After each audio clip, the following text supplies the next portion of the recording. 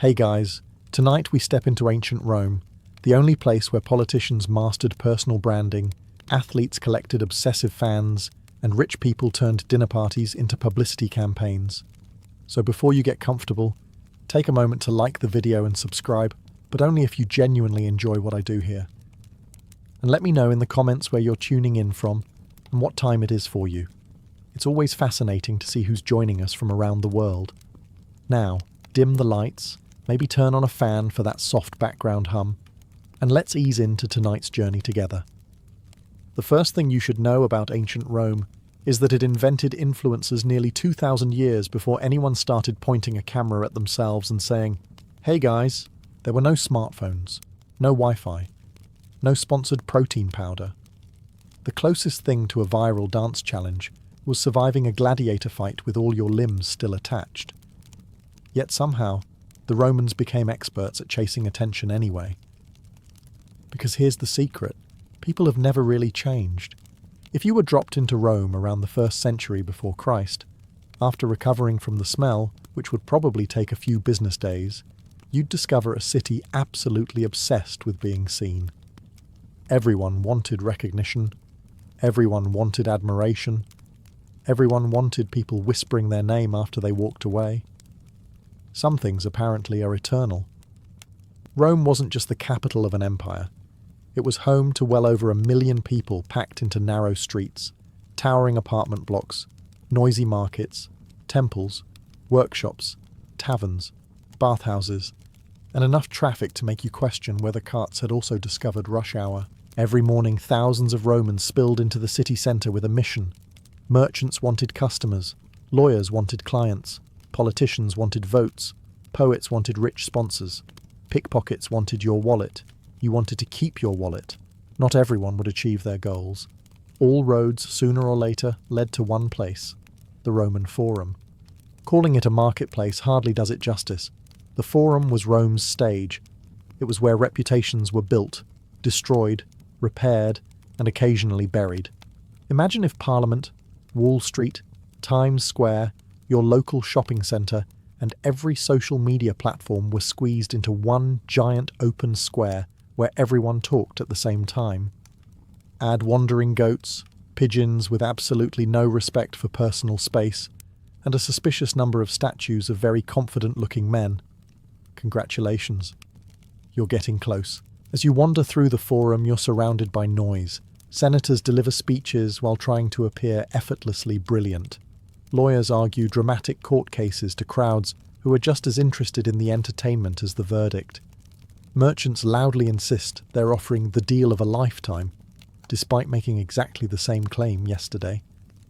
Friends exchange gossip so quickly you'd swear someone had secretly invented group chats.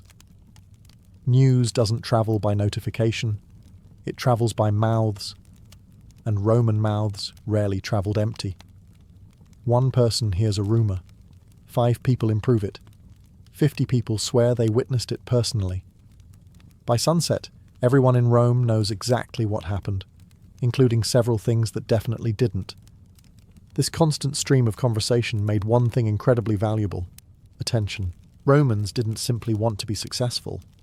They wanted everyone else to know they were successful. Quiet achievement was nice. Public admiration was considerably better. Your reputation determined almost everything.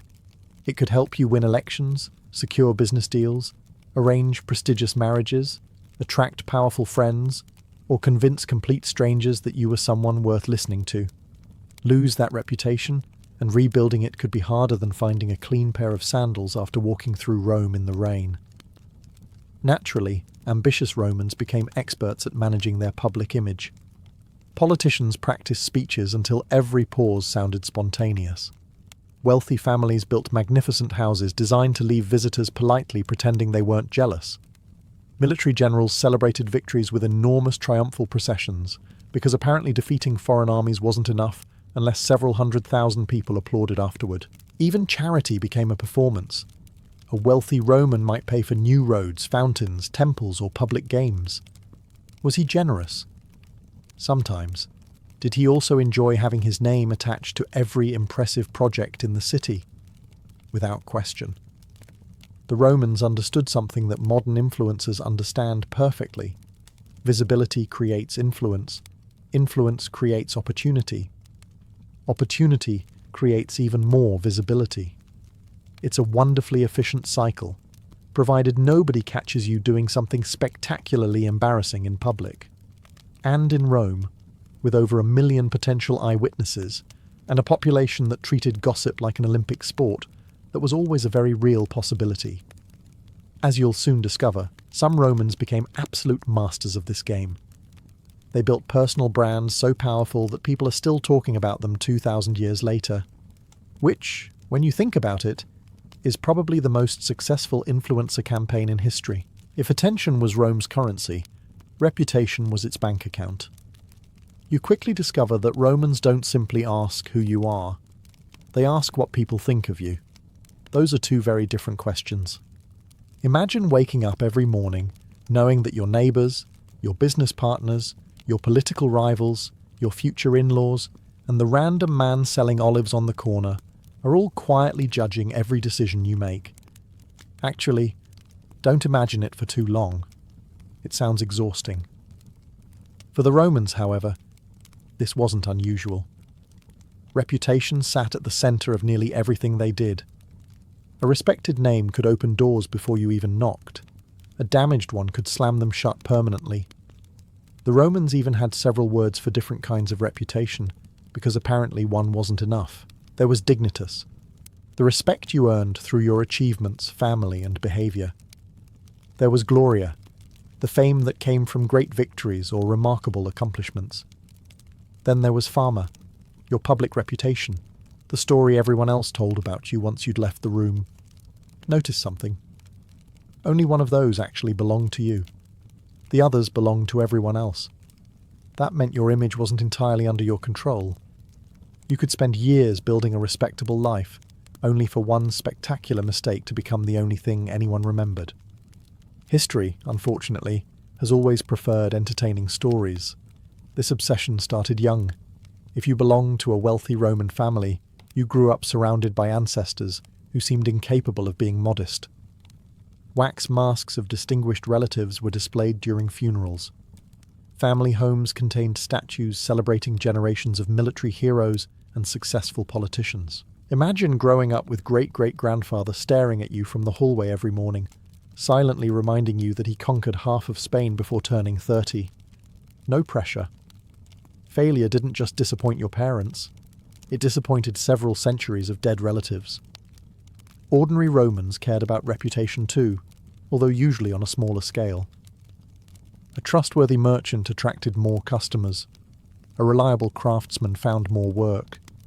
A soldier known for bravery earned promotions. Even your ability to keep promises mattered, because Rome relied heavily on personal relationships rather than paperwork.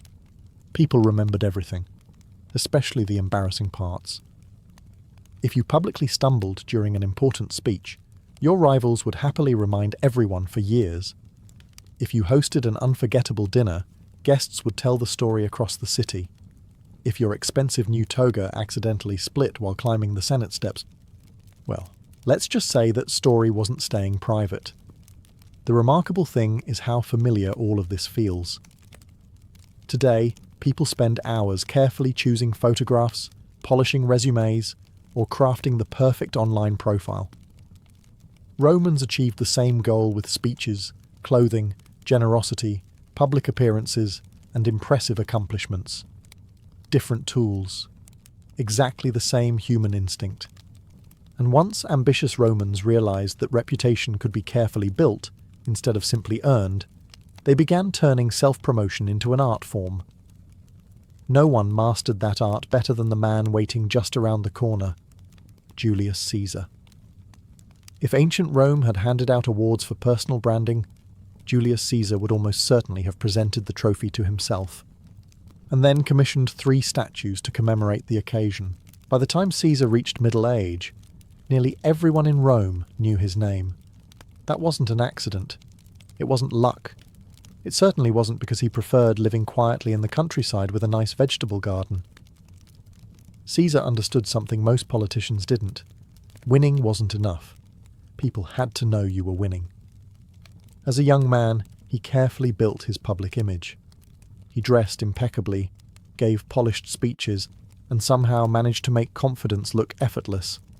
Critics claimed he spent too much time adjusting his appearance.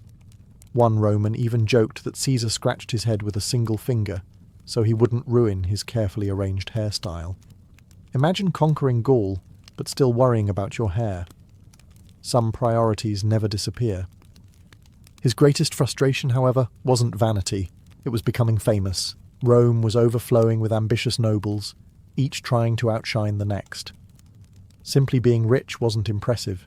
Plenty of people were rich. Simply being brave wasn't enough either. Rome had thousands of brave soldiers. Caesar needed something bigger. He needed a story.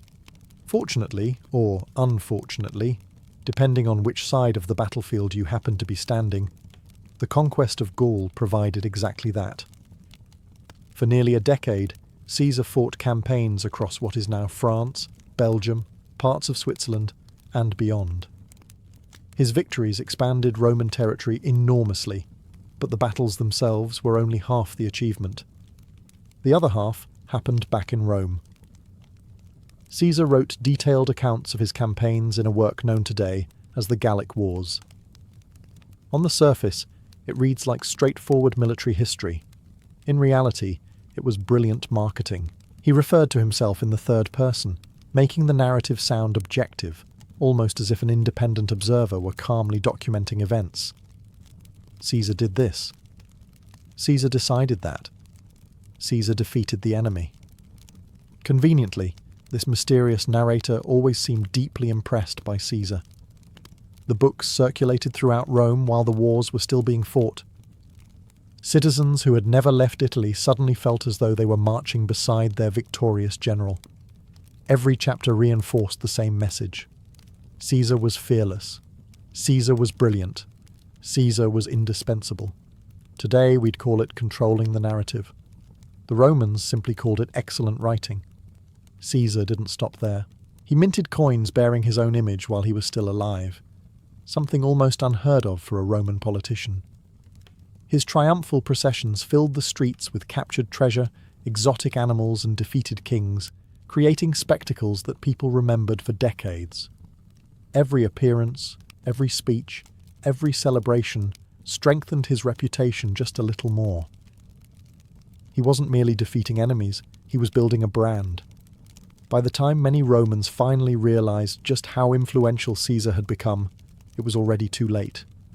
His name had grown larger than almost any office the Republic could offer, and once someone's reputation becomes bigger than the system itself, history has a habit of becoming complicated. Julius Caesar may have mastered self-promotion, but his adopted son, Augustus, perfected something even more powerful. He made branding look effortless. That was no small achievement, considering he had just emerged victorious from years of civil war, in which Romans had spent an impressive amount of time fighting other Romans. If you were hoping for a peaceful retirement after helping save the Republic, you were about a generation too late. Augustus faced an awkward problem. He held more power than anyone else in Rome. But the last man who appeared too powerful had been stabbed 23 times. So perhaps walking around announcing yourself as supreme ruler forever wasn't the best marketing strategy. Instead, Augustus did something brilliant. He convinced people he wasn't really in charge. Officially, he called himself princeps, meaning first citizen. It sounded humble, almost modest, like someone reluctantly volunteering to organize the neighborhood picnic. In reality, he controlled the army, the treasury, foreign policy, and most important political decisions. It was the ancient Roman equivalent of saying, "I'm not the boss," while everyone waits for your permission before doing anything. Augustus understood that image often mattered more than reality. He rarely dressed extravagantly. Ancient writers even claimed he wore simple clothing made by members of his own household. Whether entirely true or slightly polished for public consumption hardly mattered. People believed it, and belief was everything. He also transformed Rome itself into one enormous advertisement.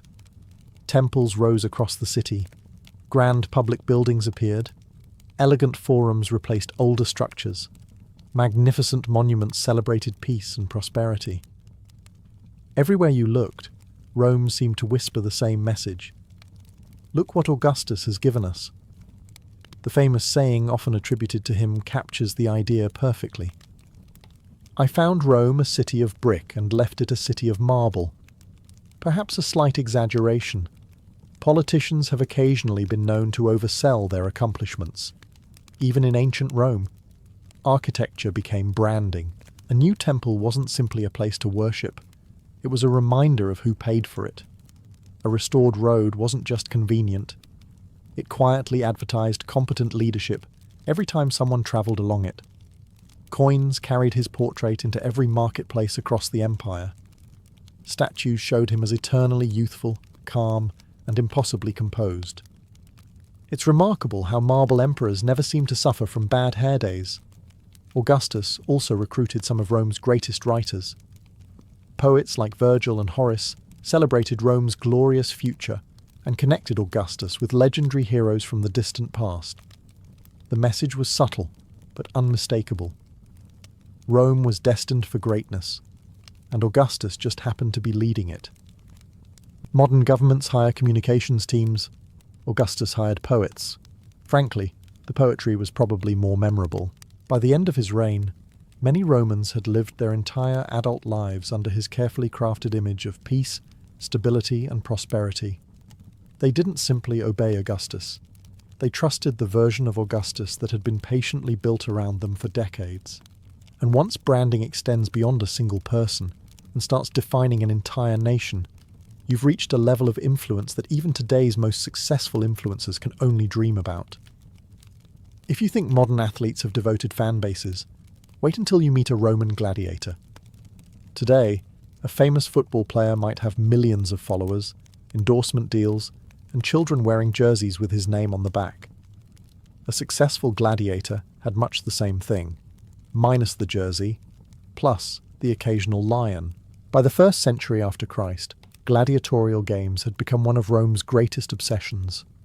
Tens of thousands of spectators packed enormous amphitheatres, cheering for their favourite fighters with an enthusiasm that would make modern sports crowds seem positively restrained. These weren't anonymous men swinging swords. The best gladiators became genuine celebrities. People knew their names. People debated their fighting styles. People argued over who would win the next match. And just like today, everyone was convinced they would have done much better if they had been in charge. The funny part is that most gladiators weren't expected to fight to the death every time.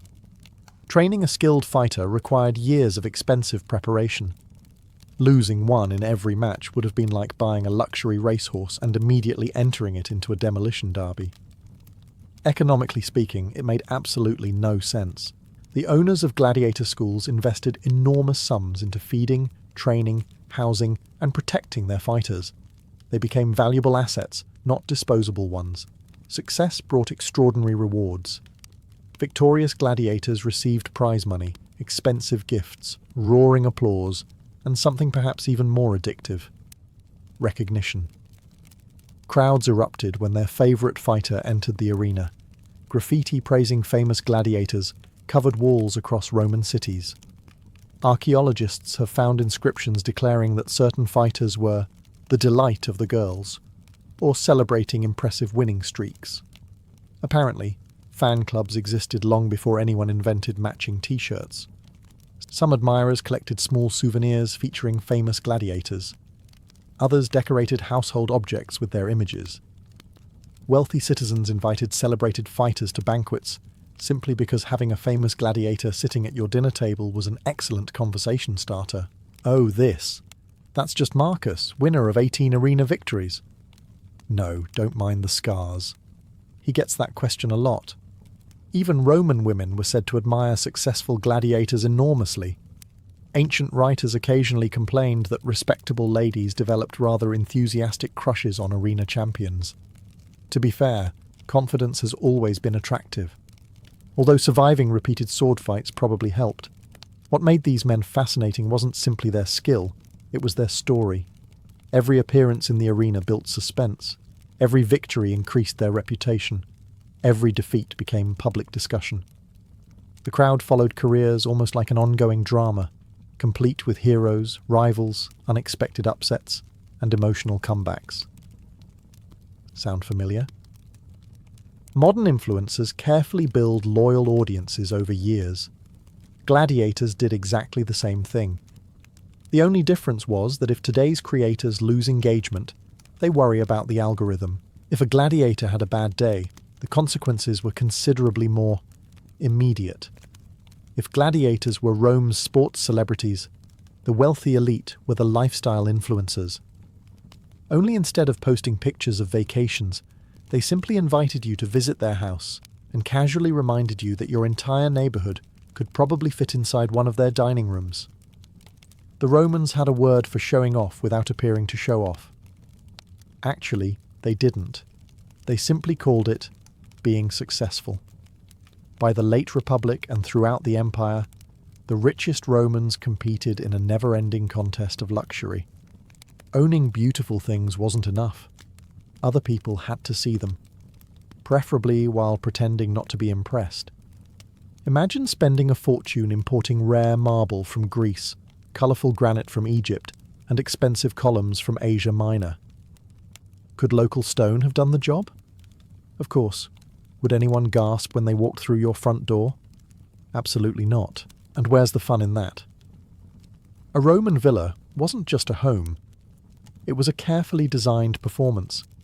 The entrance was meant to impress visitors before they'd even spoken to the owner. Polished marble floors reflected the sunlight. Walls exploded with colourful frescoes depicting gods, heroes, landscapes, or scenes that politely suggested, "Yes, I can afford artists." Beautiful statues stood in gardens surrounded by fountains, flowers, and carefully trimmed hedges. Every detail whispered the same message. "I've done rather well for myself." Actually, Roman houses didn't whisper. They practically hired a trumpet player. Then there were the dinner parties. To a Roman aristocrat, hosting a banquet wasn't simply about feeding guests. It was an opportunity to display wealth, education, sophistication, and excellent taste, or at least expensive taste. Exotic foods appeared one after another. Fresh oysters arrived from distant coasts. Spices travelled thousands of miles from India. Fine wines were poured from elaborate silver vessels. If a guest asked, "Where did you get this?" the host had already won. Even the servants became part of the performance. Wealthy households employed dozens, sometimes hundreds of enslaved workers who prepared food, poured drinks, entertained guests, cleaned the house, and ensured everything appeared effortless.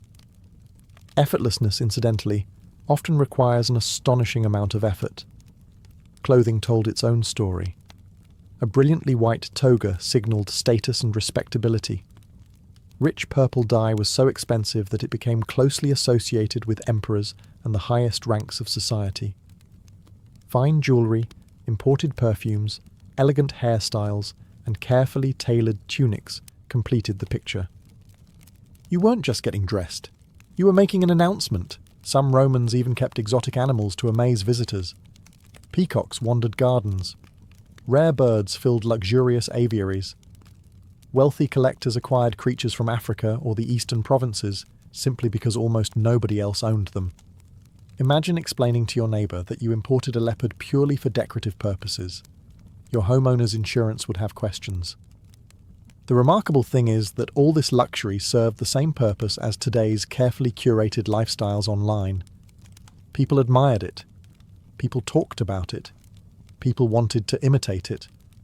Because in ancient Rome, just as today, nothing spreads quite as quickly as the desire to look successful, even if it means spending a little more than you probably should.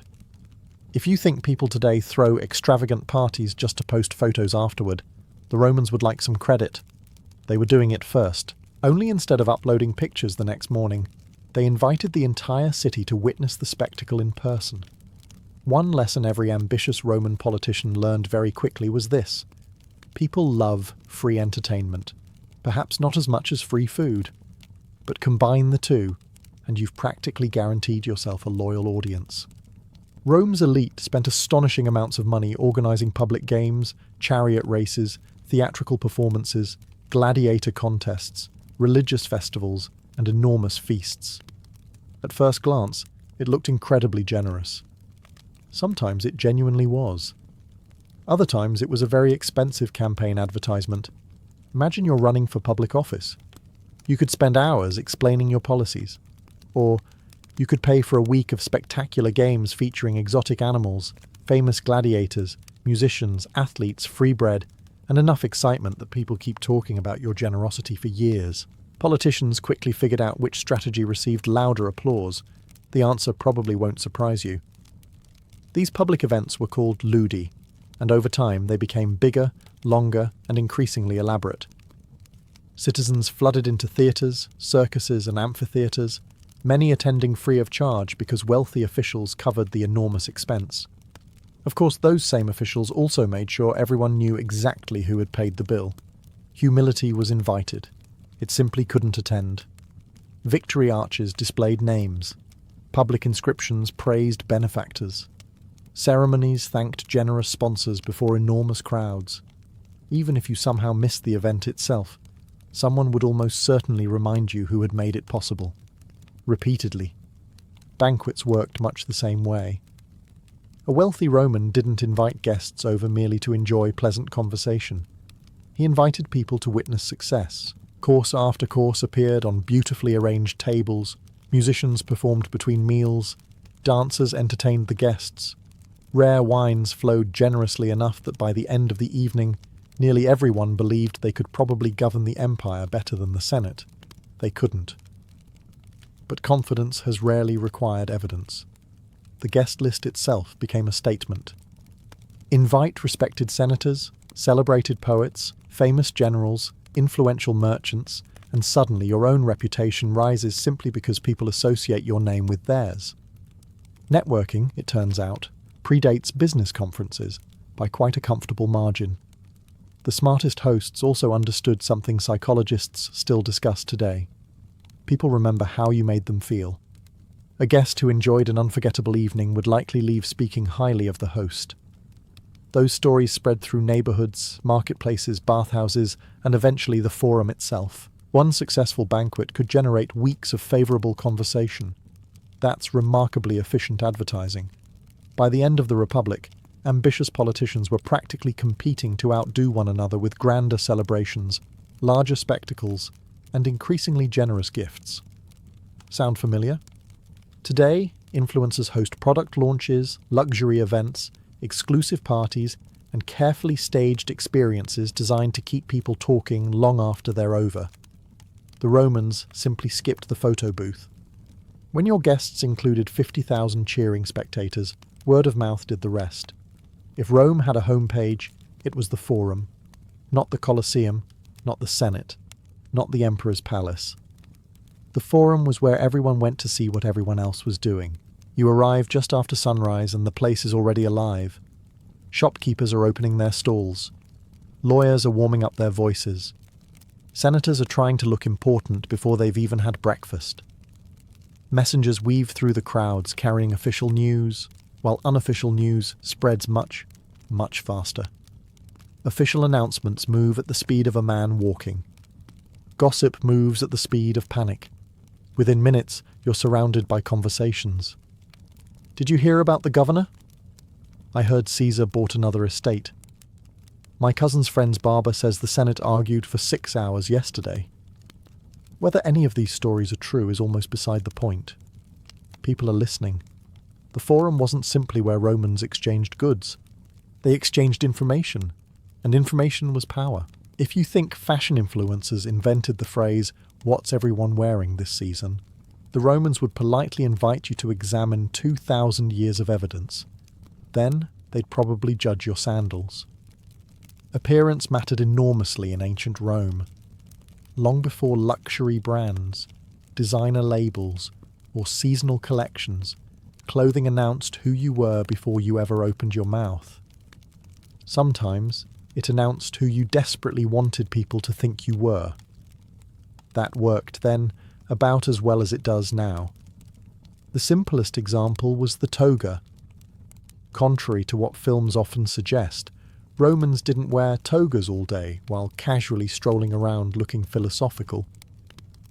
A toga was heavy, expensive, awkward to put on, and surprisingly inconvenient if you had any intention of doing actual work. Imagine wrapping yourself in several meters of fabric before trying to climb stairs. Suddenly, modern neckties don't seem so unreasonable. The toga was formal wear. It was designed to be seen. A bright, brilliantly white toga suggested dignity and respectability. Senators wore distinctive purple stripes woven into theirs. Generals celebrating triumphs received magnificent embroidered versions. Emperors eventually reserved rich purple garments almost exclusively for themselves because nothing says "I'm in charge," quite like making your favourite colour illegal for everyone else. Purple wasn't chosen randomly. The famous Tyrian purple dye came from tiny sea snails collected along the eastern Mediterranean. Producing enough dye for a single luxurious garment required thousands upon thousands of shells. Expensive hardly begins to describe it. Wearing purple wasn't simply fashion, it was a financial announcement. Hairstyles changed almost as often. Roman women spent hours arranging elaborate curls, braids, and intricate designs that required remarkable skill from professional hairdressers. Noble women eagerly copied the latest imperial fashions. If an empress appeared with a new hairstyle, versions of it soon appeared throughout the city. Apparently, trends spread long before magazines explained them. Men cared too, although many preferred pretending they didn't. A neatly trimmed beard or a perfectly clean shave could signal education, military discipline, or philosophical wisdom depending on the era. Julius Caesar famously worried about thinning hair and often wore a laurel wreath, conveniently disguising the problem while also reminding everyone he'd won enough victories to deserve wearing one.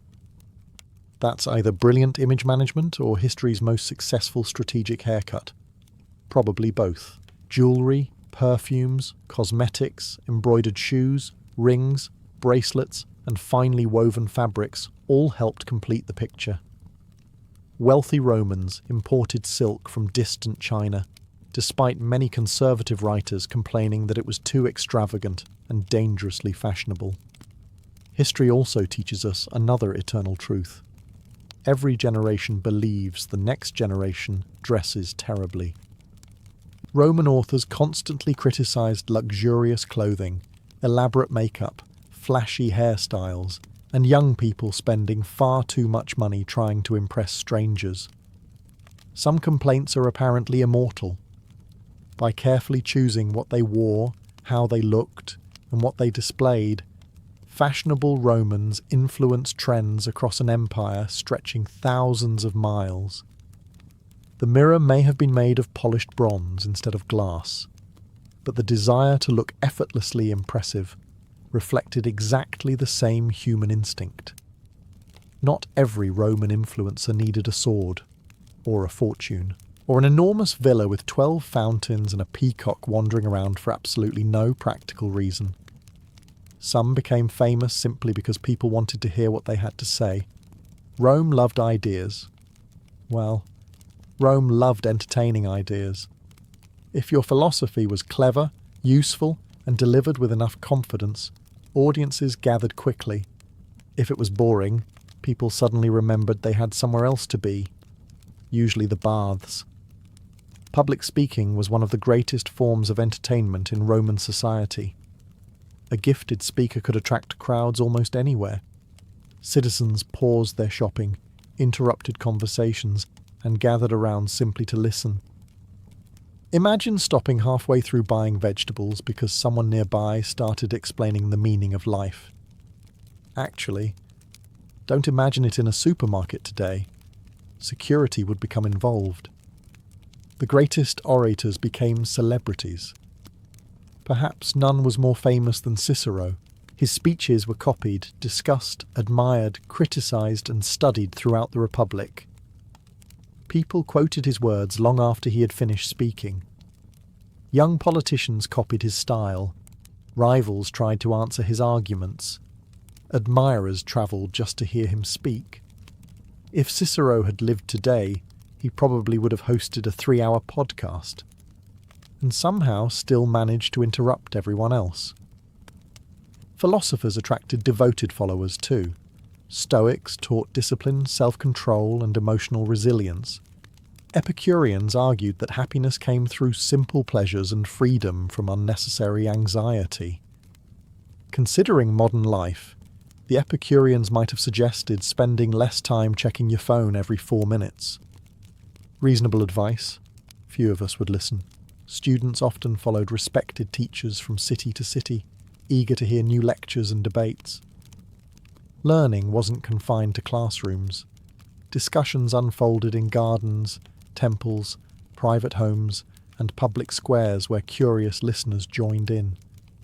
Good ideas spread remarkably fast, especially controversial ones.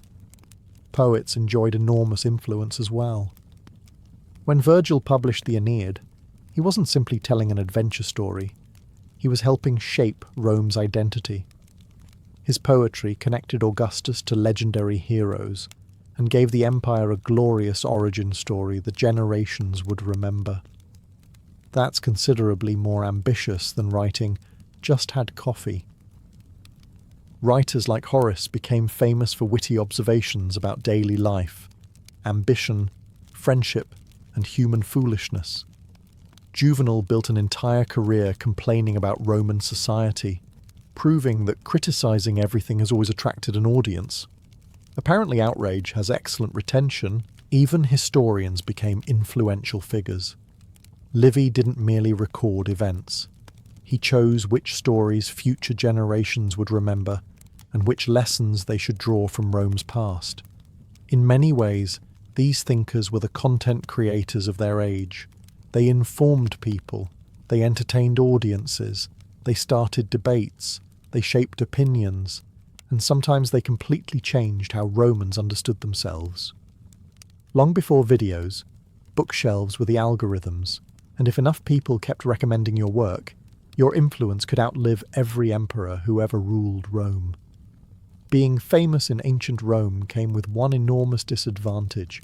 Everyone knew who you were. At first, that sounds wonderful. Crowds cheer when you arrive. Your name opens doors. People laugh a little too hard at your jokes.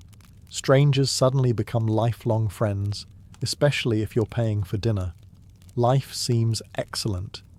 Then someone decides they'd rather have your influence than admire it. Welcome to Roman politics.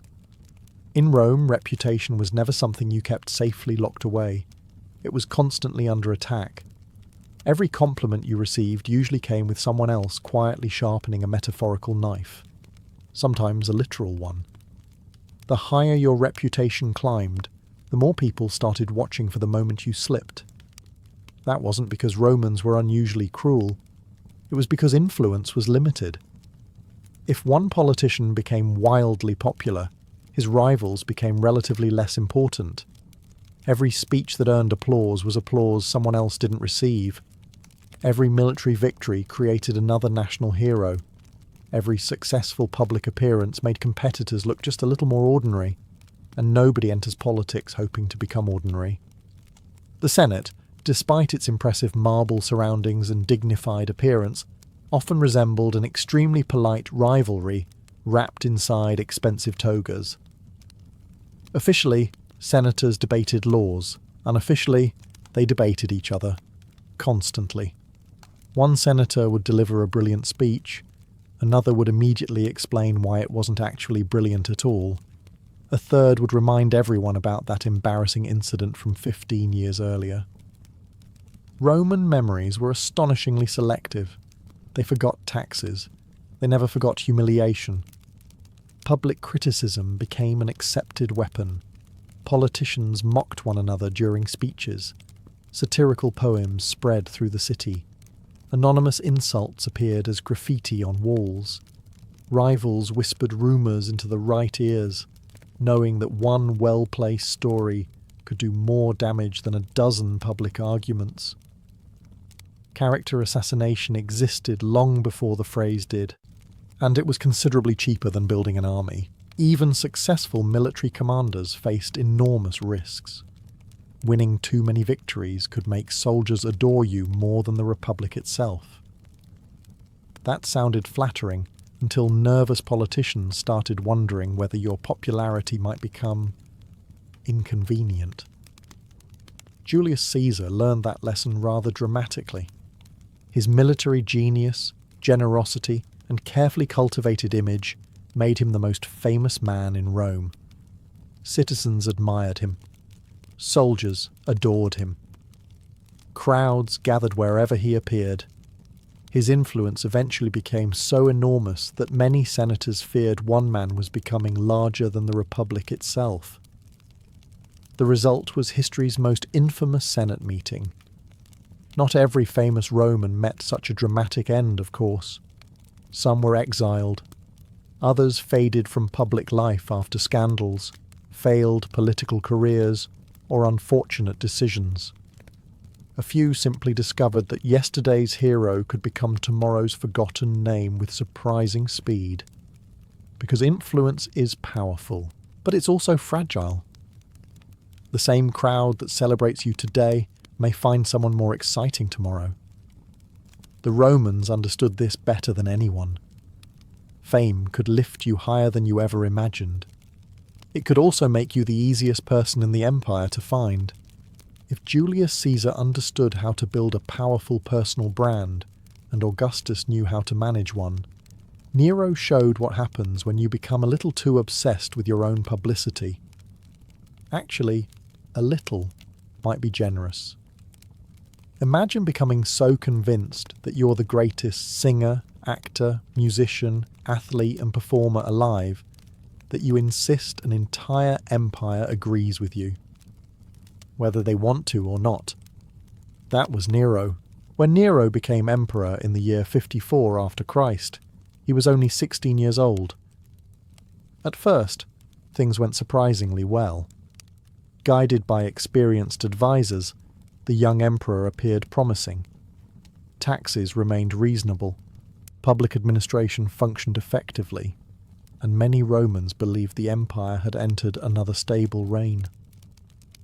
Then Nero discovered something he enjoyed even more than governing. Being admired, not respected. Admired. There is a difference. Respect usually comes from competence. Admiration can sometimes be achieved simply by making enough noise. Nero desperately wanted to be remembered as an artist. He wrote poetry, played the lyre, acted on stage, competed in musical contests, and sang before enormous audiences. None of these hobbies would have been particularly unusual for an ordinary Roman. For an emperor, however, they raised more than a few eyebrows. Roman aristocrats generally believed public performance was beneath someone of high status. Actors and entertainers could become famous, certainly, but emperors were expected to rule the empire, not headline the evening's entertainment. Nero disagreed. Spectacularly. Whenever he performed, audiences were expected to stay until the very end. Ancient writers claimed that leaving early was forbidden. Some supposedly pretended to faint just to be carried outside. Others reportedly climbed over walls to escape. Imagine a concert so long that your best exit strategy involves feigning unconsciousness. Modern encores suddenly seem much less intimidating. Winning competitions also became remarkably easy. Mostly because the judges understood that awarding second place to the emperor was not an especially healthy career choice. Strangely enough, Nero accumulated an impressive collection of victories. History remains unconvinced. His image appeared everywhere. Coins carried his portrait. Statues filled public spaces. Grand building projects celebrated his reign. After the Great Fire of Rome, he constructed the magnificent Golden House, an enormous palace decorated with marble, gold, artificial lakes, and extravagant gardens. It certainly attracted attention. Unfortunately, not always the kind he wanted. The more Nero tried to control how people saw him, the harder it became to separate image from reality. Rumours spread. Criticism grew. His carefully crafted public persona began cracking under the weight of his own ambition. Because influence has one unavoidable rule. You can encourage admiration. You cannot force it. The moment applause becomes mandatory, it stops being applause. It's simply very enthusiastic obedience. And no personal brand, whether in ancient Rome or today, can survive forever once people stop believing the performance. By now you've probably noticed a pattern. Romans didn't chase influence simply because it felt good, although it certainly didn't hurt. They chased influence because influence made everything else easier. Money, power, business, marriage, politics. The more people trusted your name, the less work your name had to do. Think about it this way. Imagine two merchants arrive in Rome selling identical olive oil. The first is completely unknown. The second has spent years sponsoring festivals, donating money to public projects, making speeches in the forum, and earning a reputation for honesty. Whose olive oil would you buy? Exactly. The product hasn't changed. The reputation has. Romans understood something modern economists still recognize today. Trust has value. Once people believed in you, opportunities seemed to appear almost effortlessly. Businessmen attracted more customers, lawyers found more clients, teachers filled their classrooms, doctors gained more patients, architects received larger commissions. Even bankers preferred lending money to someone with an excellent public reputation. Your name became a guarantee, or at least a very persuasive sales pitch. Politicians benefited even more. A candidate with a respected family, military achievements, generous public donations, and an impressive speaking voice entered elections with an enormous advantage. Citizens naturally assumed that someone famous must also be capable. History has occasionally demonstrated that this assumption deserves careful testing. Military commanders also relied on influence. Soldiers fought harder for generals they admired. Victorious commanders gained loyal veterans who followed them for years, sometimes decades. Success on the battlefield produced fame, and fame attracted even greater loyalty. It became a remarkably efficient cycle. Win battles, gain followers, win more battles. Try not to alarm the Senate too much. Admittedly, that last step proved difficult for several ambitious Romans. Influence also shaped family fortunes. Prestigious marriages often connected powerful households together. Parents proudly advertised successful relatives. Family names became valuable assets passed from one generation to the next. If your grandfather had saved Rome, people remembered. If your uncle had embarrassed himself at an important banquet, people remembered that too. Nothing ever truly disappeared. The wealthy invested enormous sums protecting their public image because they understood it produced measurable returns. They funded temples, sponsored games, restored roads, supported artists, financed public buildings, and occasionally forgave debts. These actions certainly improved the city. They also happened to improve the donor's popularity. Funny how often those two goals manage to cooperate. Modern companies spend billions building recognizable brands. Celebrities carefully manage their public image. Businesses hire marketing teams, public relations experts, and communication specialists whose entire careers revolve around influencing public perception. The Romans accomplished much the same thing with speeches, monuments, festivals, generosity, and relentless visibility. They didn't invent marketing departments. They simply became one. And perhaps that's the biggest lesson Rome leaves behind. Attention was never the final prize. Attention was the investment. The real reward came from everything influence quietly unlocked afterward. By now, you've probably realized something slightly unsettling. The Romans were supposed to feel ancient. Instead, they keep feeling familiar. Change the marble streets into sidewalks. Replace togas with tailored suits. Swap wax tablets for smartphones. And suddenly, the distance between ancient Rome and today becomes surprisingly small. The technology changed. Human nature hardly did. The Romans understood that attention creates opportunity. They knew that people are naturally drawn to confidence, success, beauty, spectacle, and a good story.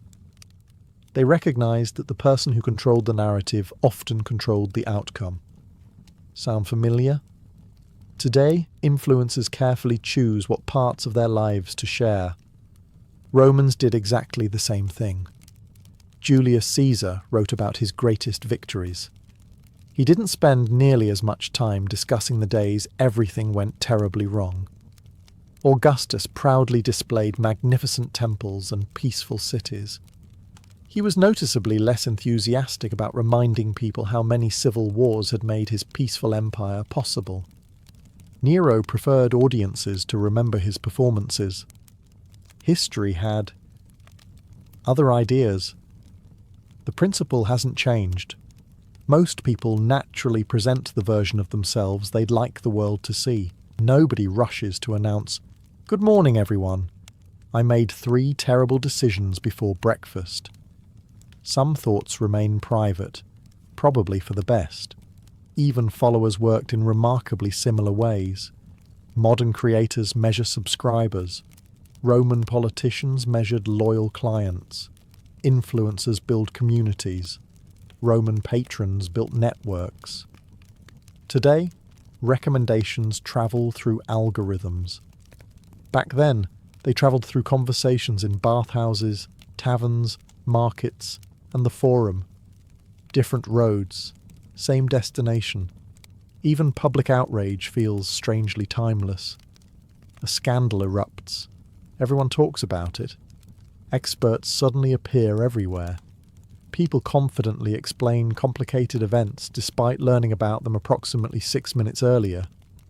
Then, a week later, everyone has moved on to the next exciting story.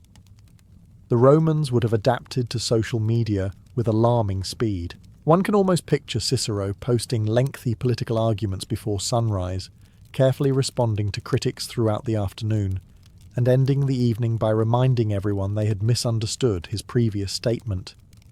Caesar would almost certainly post dramatic updates from military campaigns. Augustus would hire the finest photographers in the empire, assuming someone first invented photography. Nero would probably live-stream concerts lasting 6 uninterrupted hours. Comments would be disabled, of course. The real lesson isn't that the Romans predicted the internet. They didn't. What they understood was something much deeper. People crave recognition. They seek admiration. They tell stories about themselves. They compare their lives with others. They chase status, belonging, influence, and the comforting feeling that someone, somewhere, is paying attention. Those desires helped build the Roman Empire. They still shape the modern world. So perhaps ancient Rome didn't invent influencers in the literal sense, but it certainly invented many of the rules they still follow today. And after 2,000 years, one final truth remains wonderfully unchanged. Whether you're speaking in the Roman Forum or posting online, people may forget exactly what you said, but they'll almost always remember how you made them feel, which it turns out has always been the most powerful kind of influence. Imagine opening your eyes before sunrise, not because of an alarm clock, but because the rooster, your aching back, and the cold air sneaking through the cracks in your cottage have all decided that sleeping is now an unnecessary luxury. You are not waking up refreshed. You are waking up already behind. That was the reality for most people living in medieval Europe. Stress was not an occasional visitor. It was more like a roommate who refused to pay rent and insisted on commenting on every decision you made. Unlike today, there was no weekend to anticipate, no paid holiday, and certainly no concept of taking a mental health day. If you stayed in bed because you simply felt overwhelmed, the wheat would not harvest itself, the cow would not milk itself, and your Lord would not send a thoughtful note saying, "Take all the time you need." Instead, life demanded action from the moment daylight appeared. Most medieval people lived in farming communities, and nearly every hour of the day revolved around keeping themselves alive until the next season. The year was divided not by holidays or vacations, but by planting, weeding, harvesting, repairing fences, collecting firewood, tending animals, preserving food, and praying that none of those jobs went disastrously wrong. The pressure began early in life. Children were expected to help as soon as they were physically able. A small child might gather eggs, scare birds away from crops, carry water, or watch younger siblings while adults worked the fields. By modern standards, childhood was remarkably short. Survival simply did not leave much room for it. Even before breakfast, your mind would already be full of questions. Did it rain too much overnight? Did wolves attack the sheep? Is the ox still healthy enough to pull the plough? Has your grain begun to rot? Is someone in the family showing signs of illness? Every one of those questions carried serious consequences. There was also very little separation between work and home. Your workplace was your home. Your livestock lived beside you. Your tools leaned against your walls. Every unfinished chore remained in sight, quietly reminding you that tomorrow's workload was already growing. Perhaps the greatest difference between medieval stress and modern stress was uncertainty. Today, many people worry about paying next month's bills. A medieval peasant often worried whether there would even be enough food to reach next month. There were no weather forecasts, no crop insurance, no government relief programs, and no supermarket stocked with food from across the world. If hail destroyed your barley, no truck would arrive carrying replacement grain. If disease killed your pigs, there was no compensation waiting. Nature had made its decision, and everyone simply had to live with it. This constant uncertainty shaped how medieval people viewed the world. Every clear sky was appreciated. Every healthy child was celebrated. Every successful harvest felt less like an achievement and more like escaping disaster for one more year. Because in medieval life, you were never really trying to become wealthy. Most days, you were simply trying not to lose everything. If waking up already behind was stressful, stepping outside made things even worse. The moment you looked across your fields, you were reminded that your entire future rested on forces you could neither predict nor control. Modern farmers have weather satellites, irrigation systems, fertilizers, and machines capable of harvesting acres in hours. Medieval farmers had none of those advantages. They had experience, hard work, and a hopeful glance toward the sky. Unfortunately, the weather had absolutely no interest in rewarding optimism. A single week of heavy rain could waterlog freshly planted crops. A late frost in spring could kill delicate shoots that had taken months of preparation to sow. Summer droughts baked the soil until it cracked open, while autumn storms flattened grain just days before harvest. Every season carried its own unique opportunity for disaster. You did not simply farm the land, you negotiated with it every single day. Most peasants depended on a handful of staple crops, such as wheat, barley, oats, or rye. If these failed, there was rarely a backup plan. Fields were carefully divided into strips, and although crop rotation helped preserve fertility, yields remained modest. On average, every seed planted produced only a few more in return, leaving very little margin for error. Then came the weeds. Without chemical herbicides or modern equipment, weeds were pulled by hand, one stubborn plant at a time.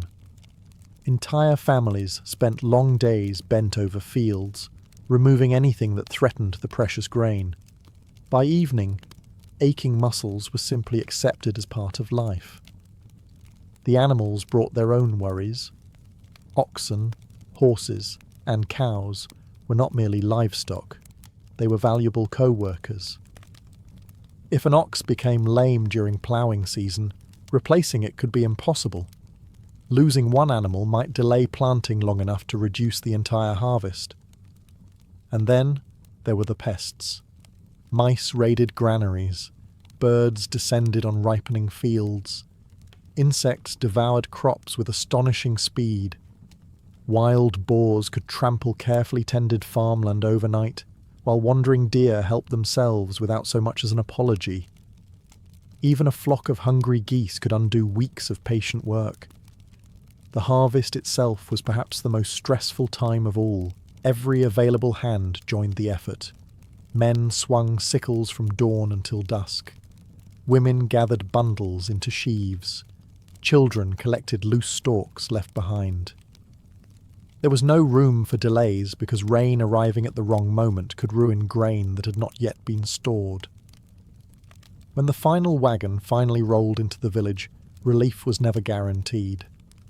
The grain still had to survive mould, fire, rats, theft, and a long winter that always seemed determined to last just a little longer than expected.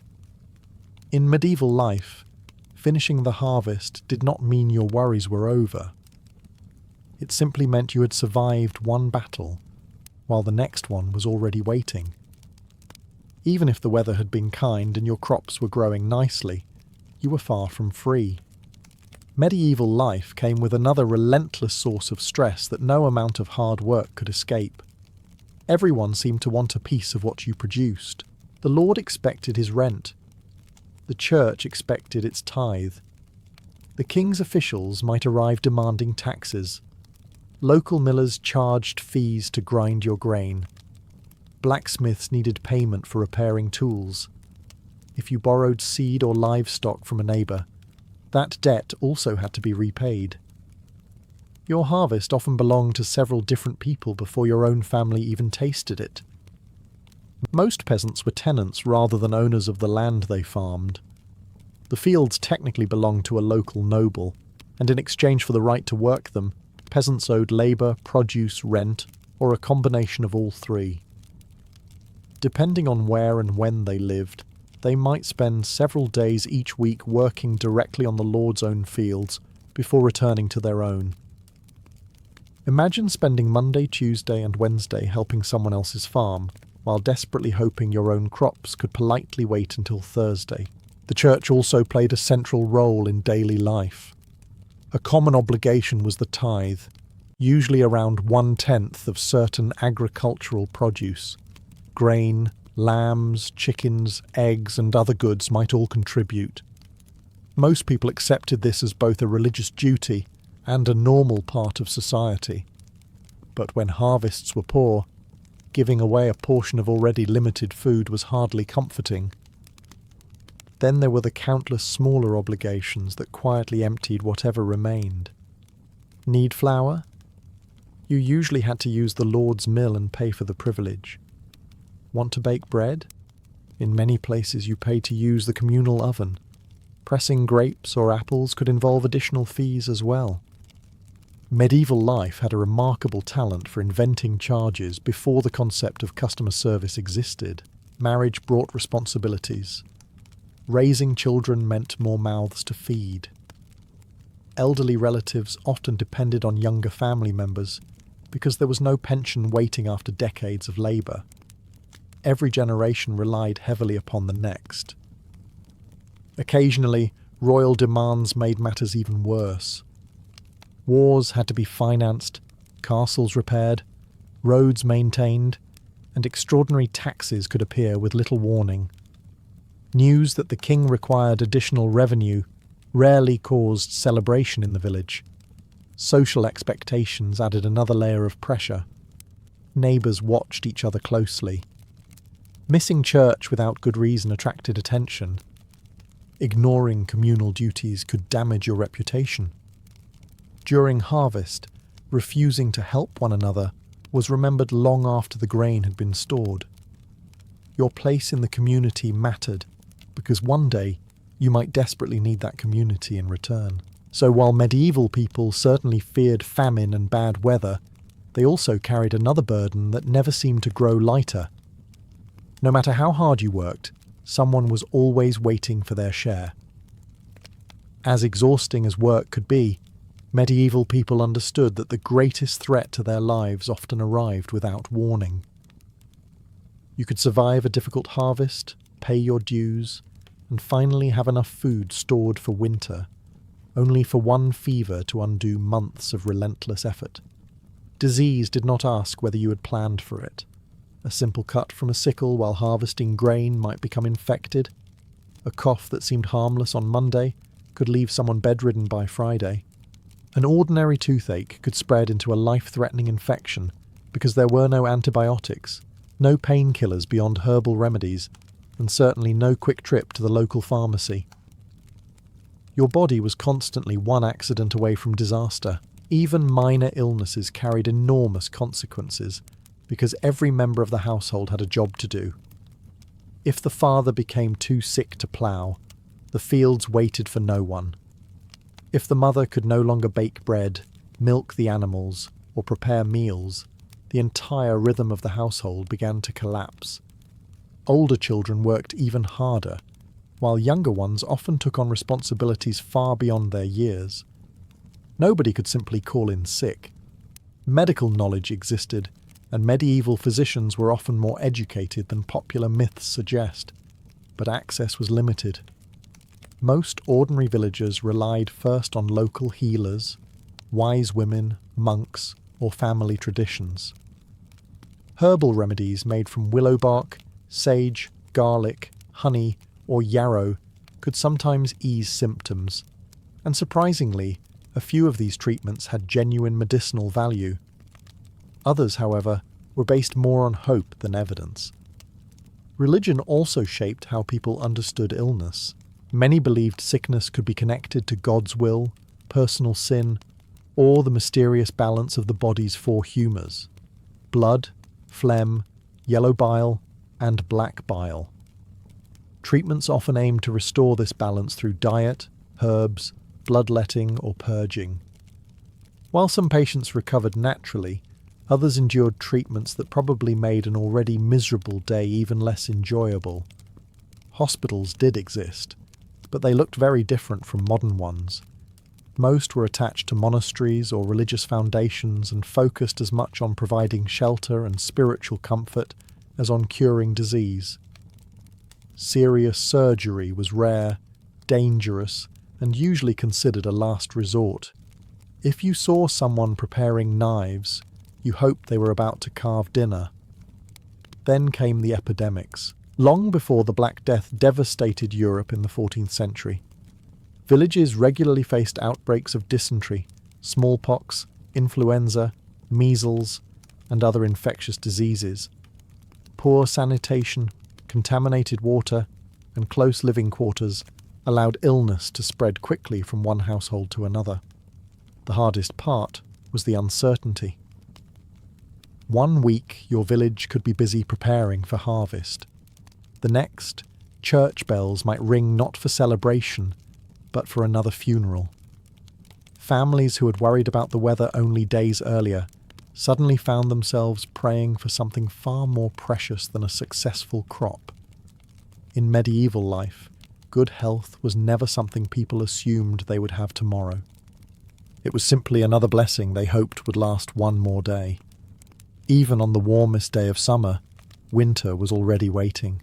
That may sound dramatic, but for a medieval family, nearly every decision made between spring and autumn was really about surviving the cold months ahead. Winter was not simply another season. It was an examination that lasted for months, and no one knew exactly what questions it would ask. Every sack of grain stored in the barn represented future meals. Every log chopped in the forest meant another night beside the fire. Every piece of salted meat hanging from the rafters was a small victory against hunger. Unfortunately, Winter had an annoying habit of lasting longer than supplies did. Unlike modern households, medieval families could not visit a supermarket if food ran low. Everything had to be grown, gathered, hunted or preserved months in advance. Meat was salted or smoked, vegetables were dried, cheese was carefully stored. Ale was brewed because clean drinking water was not always reliable, and fermented beverages were often safer than untreated water. Preserving food became almost as important as producing it. A single mistake could be disastrous. If dampness reached stored grain, mould might spread through the entire supply. If rats found their way into the granary, they did not politely nibble one corner before leaving. They invited the entire extended family. Fires, another constant danger, could destroy months of preparation in a matter of hours. Every strange smell inside the storage room became a reason to worry. Fuel created another source of endless pressure. Firewood had to be gathered, cut, stacked, and kept dry before winter arrived. Families often spent countless hours collecting fallen branches or cutting timber where they were legally allowed to do so. A harsh winter consumed enormous quantities of wood, and running out meant far more than feeling uncomfortable.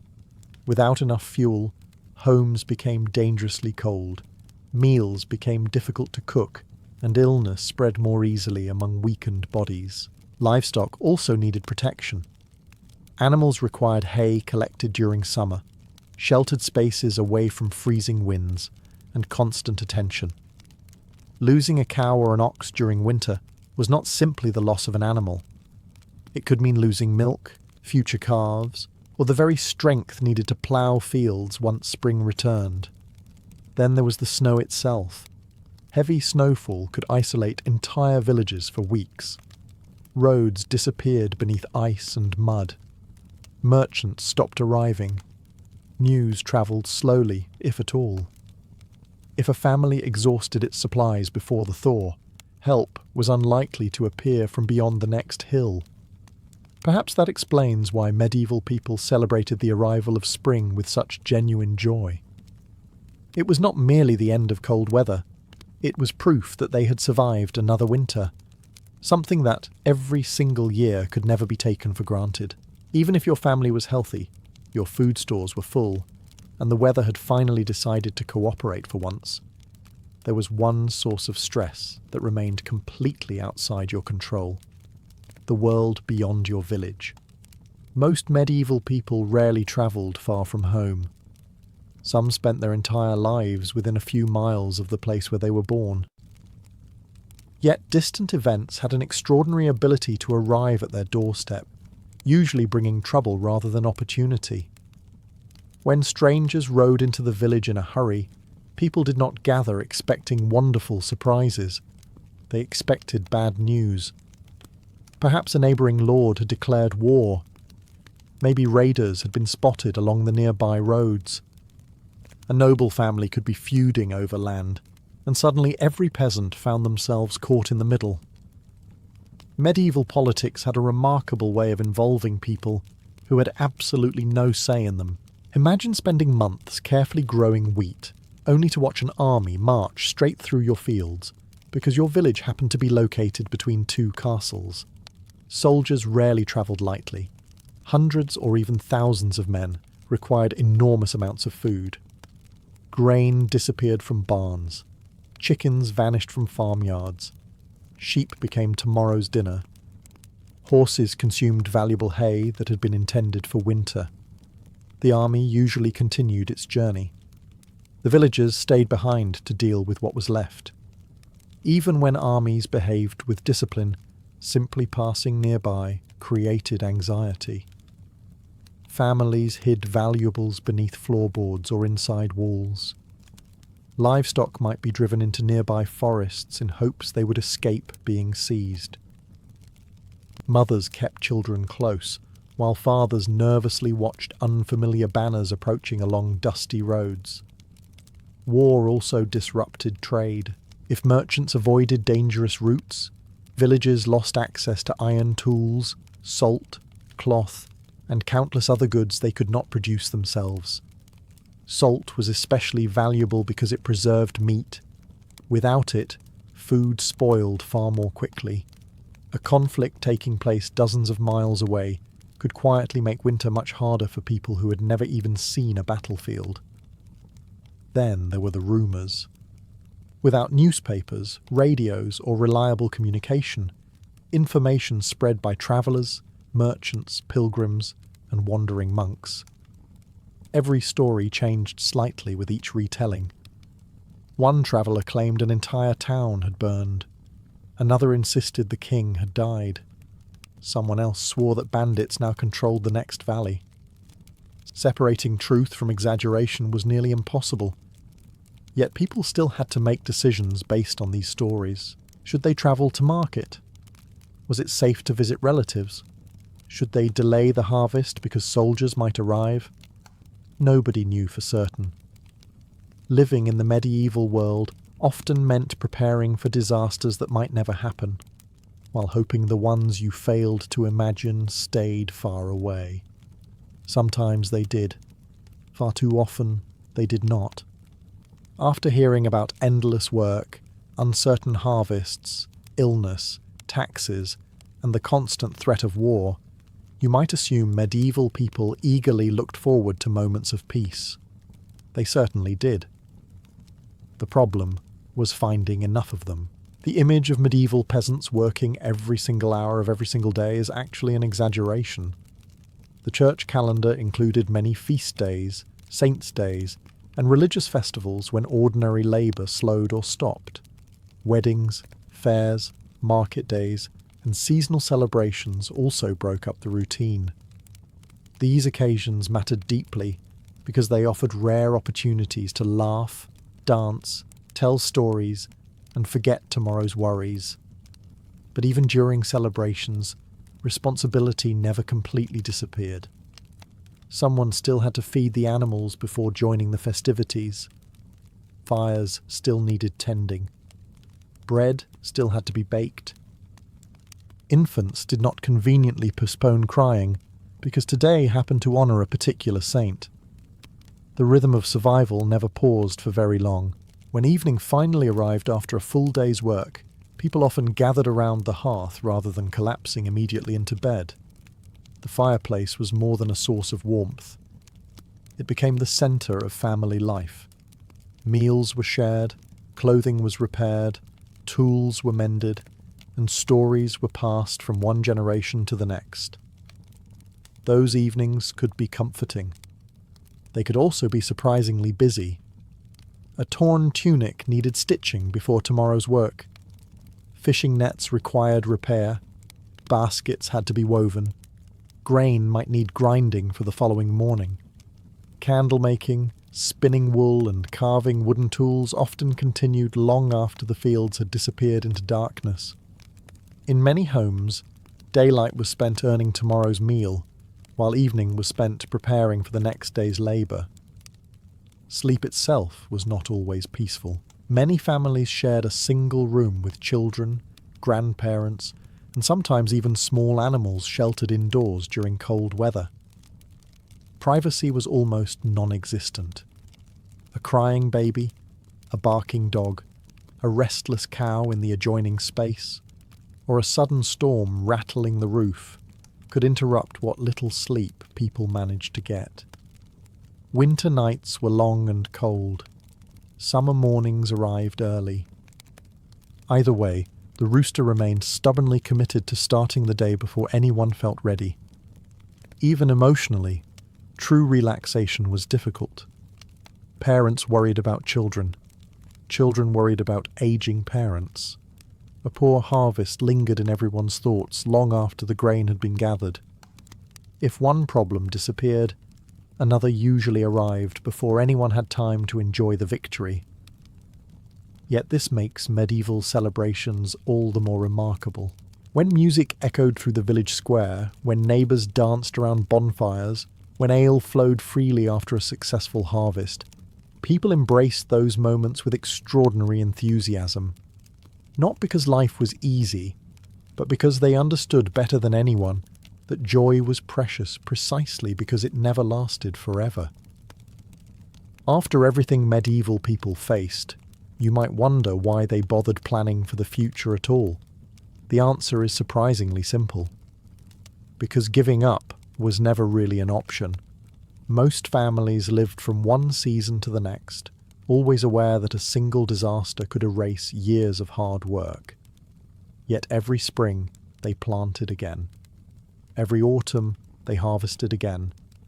Every winter they repaired their homes, sharpened their tools, and quietly prepared to begin the entire cycle once more. Resilience was not something medieval people talked about. It was simply how they survived. Faith played a tremendous role in helping people cope with uncertainty. The church stood at the centre of village life, not only as a religious institution, but also as a place where communities gathered, celebrated births, mourned deaths, and sought comfort during difficult times. Whether facing famine, disease, or personal tragedy, many people believed their suffering had meaning within a larger divine plan. That belief did not remove hardship, but it often made hardship easier to endure. Pilgrimages became another source of hope. Some people travelled great distances to visit holy shrines, asking for healing, forgiveness, or simply better fortune. These journeys were rarely comfortable. Roads were rough, inns were unreliable, and bandits remained a genuine concern. Yet thousands still made the trip because hope itself was worth the effort. Communities also depended heavily upon one another. When a family's house burned down, neighbours often helped rebuild it. During harvest, entire villages worked together to bring in crops before storms arrived. If someone became too ill to work, relatives and friends might temporarily take over essential tasks. Medieval society could certainly be harsh, but it was also deeply interconnected. Isolation was dangerous, while cooperation often meant survival. There were moments of genuine happiness as well. A child taking their first steps, a successful harvest after months of anxiety, a wedding that brought two families together, the birth of healthy livestock in spring, the ringing of church bells on a festival morning. These moments carried enormous emotional weight because everyone understood how fragile good fortune could be. Perhaps that is why medieval humour could be surprisingly lively. People joked during harvests, laughed at village festivals, played games in taverns, sang around fires, and delighted in practical jokes. After all, if your roof leaked, your boots had holes, and tomorrow's weather might ruin everything, you could either cry or laugh. Many wisely chose the second option. Looking back across the centuries, it is easy to see only the hardships. But medieval people saw something different. They saw another sunrise, another chance to keep their families fed, another opportunity to improve a field, repair a fence, celebrate with neighbours, or simply make it through one more day. Sometimes that was enough to keep going. And in a world filled with uncertainty, hope became one of the most valuable possessions anyone could have. If you were invited to an ancient Greek dinner and expected mountains of roasted meat, overflowing goblets of exotic sauces, and enough desserts to impress a modern buffet, you would probably leave wondering if the main course had accidentally been forgotten. Instead, someone would hand you a loaf of fresh bread, a bowl of olives, a small dish of fragrant olive oil, perhaps a little cheese, and smile as though they had just presented the finest meal imaginable. In many ways, they had. The foundation of ancient Greek cooking was never about complexity. It was about making ordinary ingredients taste extraordinary. More than 2,000 years later, that philosophy still shapes kitchens across the Mediterranean. Everything began with bread. Bread was eaten every day by nearly everyone, from wealthy Athenians discussing philosophy beneath painted colonnades to farmers returning from long hours in the fields.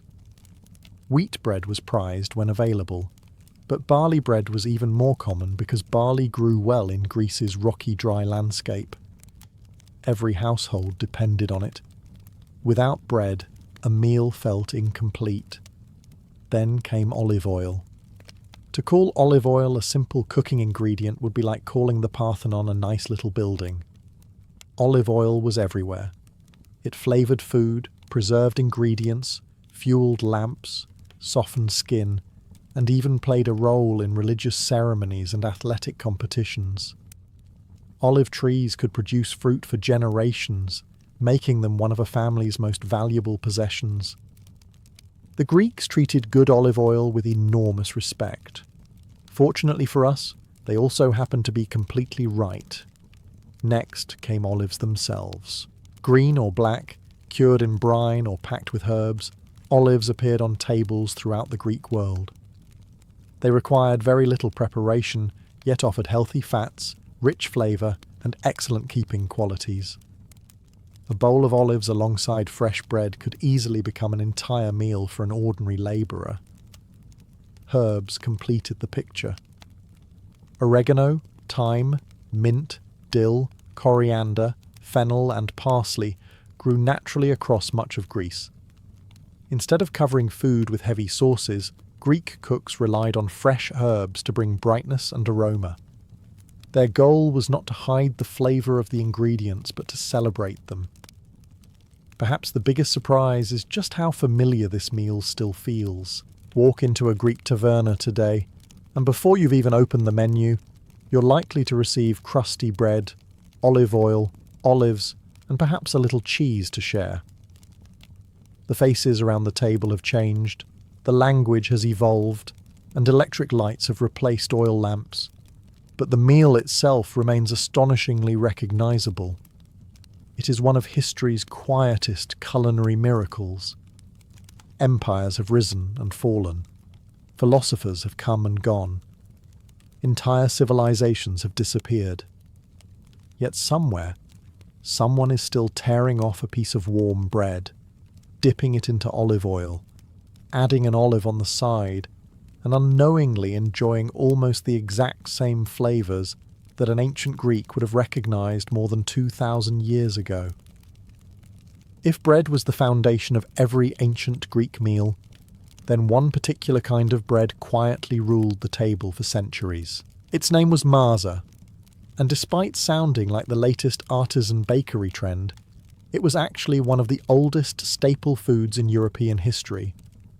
Today, most people associate bread with wheat.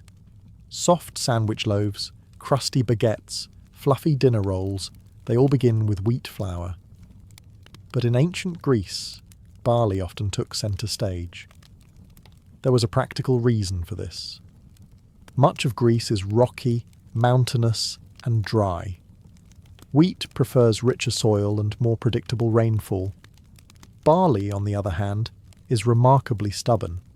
It tolerates poorer ground, survives drier conditions, and matures more quickly. In other words, it was perfectly suited to a land where farming was rarely easy.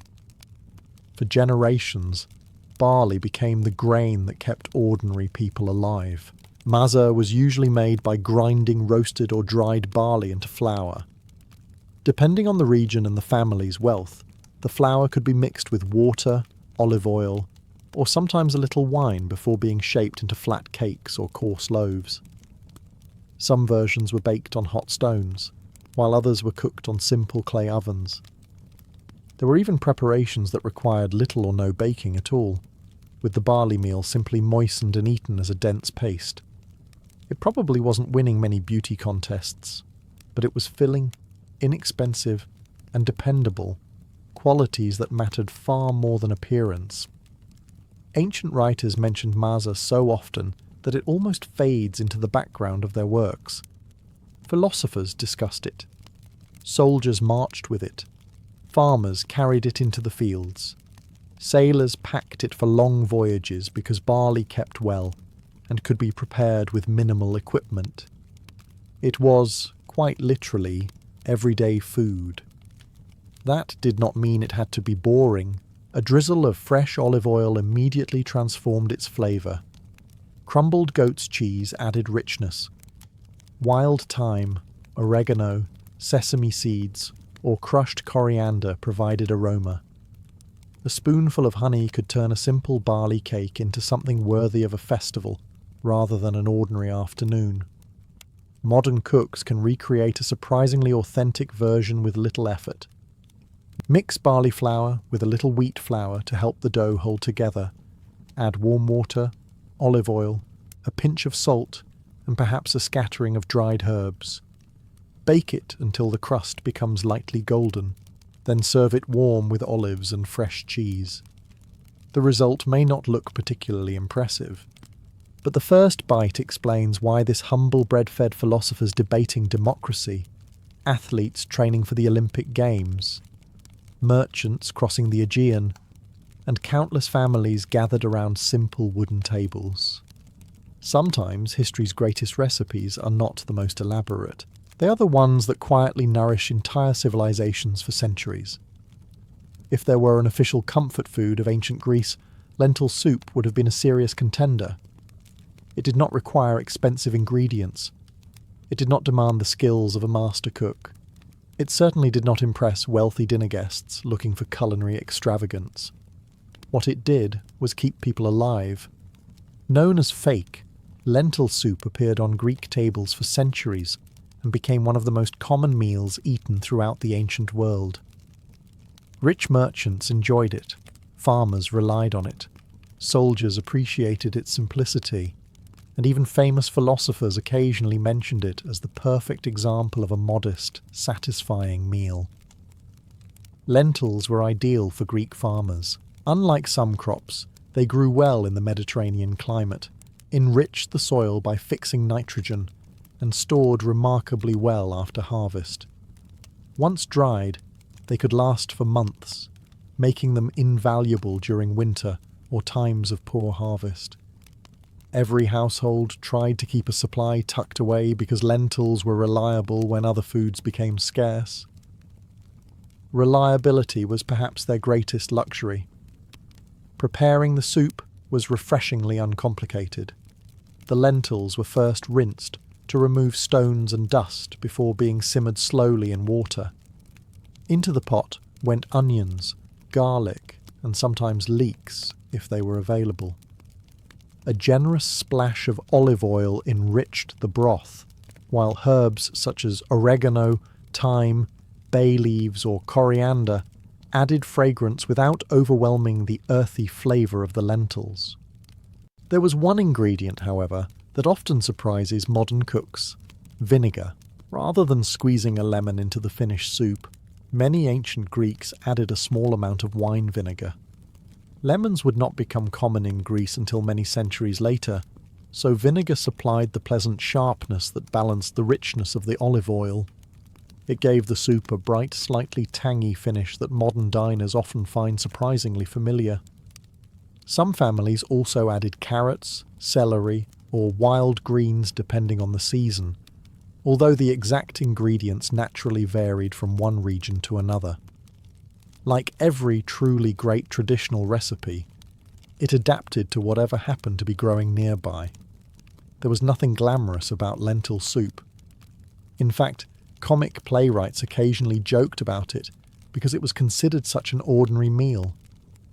If someone served lentils again, nobody gasped in amazement. They simply reached for another piece of bread. Yet that simplicity was exactly the point. Today, you can recreate an authentic version with dried lentils, onions, garlic, olive oil, bay leaves, oregano, and a splash of red wine vinegar just before serving. Pair it with rustic bread and a few olives, and you are remarkably close to a meal that would have been instantly recognizable in Athens more than 2,000 years ago. It is warm, nourishing, inexpensive, and deeply satisfying, which may explain why one of the oldest recipes in European history still feels perfectly at home on a modern dinner table. If lentil soup showed the practical side of ancient Greek cooking, the next dish revealed something equally important. The Greeks knew exactly how to treat themselves. Not with towering cakes or mountains of chocolate, of course. Cocoa had not yet crossed the Atlantic, and sugar was still many centuries away. Instead, one of the simplest pleasures in ancient Greece consisted of fresh cheese, fragrant honey, aromatic herbs, and a handful of nuts. 4 humble ingredients. Together, they created a dish that still appears on Greek tables today. Cheese was one of the most valuable foods in the Greek world. Sheep and goats thrived on Greece's rocky hillsides far better than cattle, so their milk became the foundation of the country's dairy production. Fresh cheeses were especially common because they required relatively little aging and could be prepared by ordinary households. The result was soft, creamy, and pleasantly tangy. While modern feta is probably the cheese most people associate with Greece, the cheeses eaten in classical Athens were often milder and closer to today's fresh goat cheese or young sheep's cheese.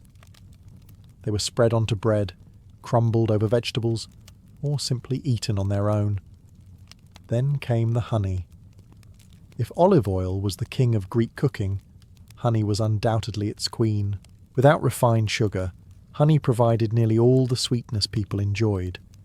Greek beekeeping was already highly developed, and the honey produced from wild thyme flowers became especially famous.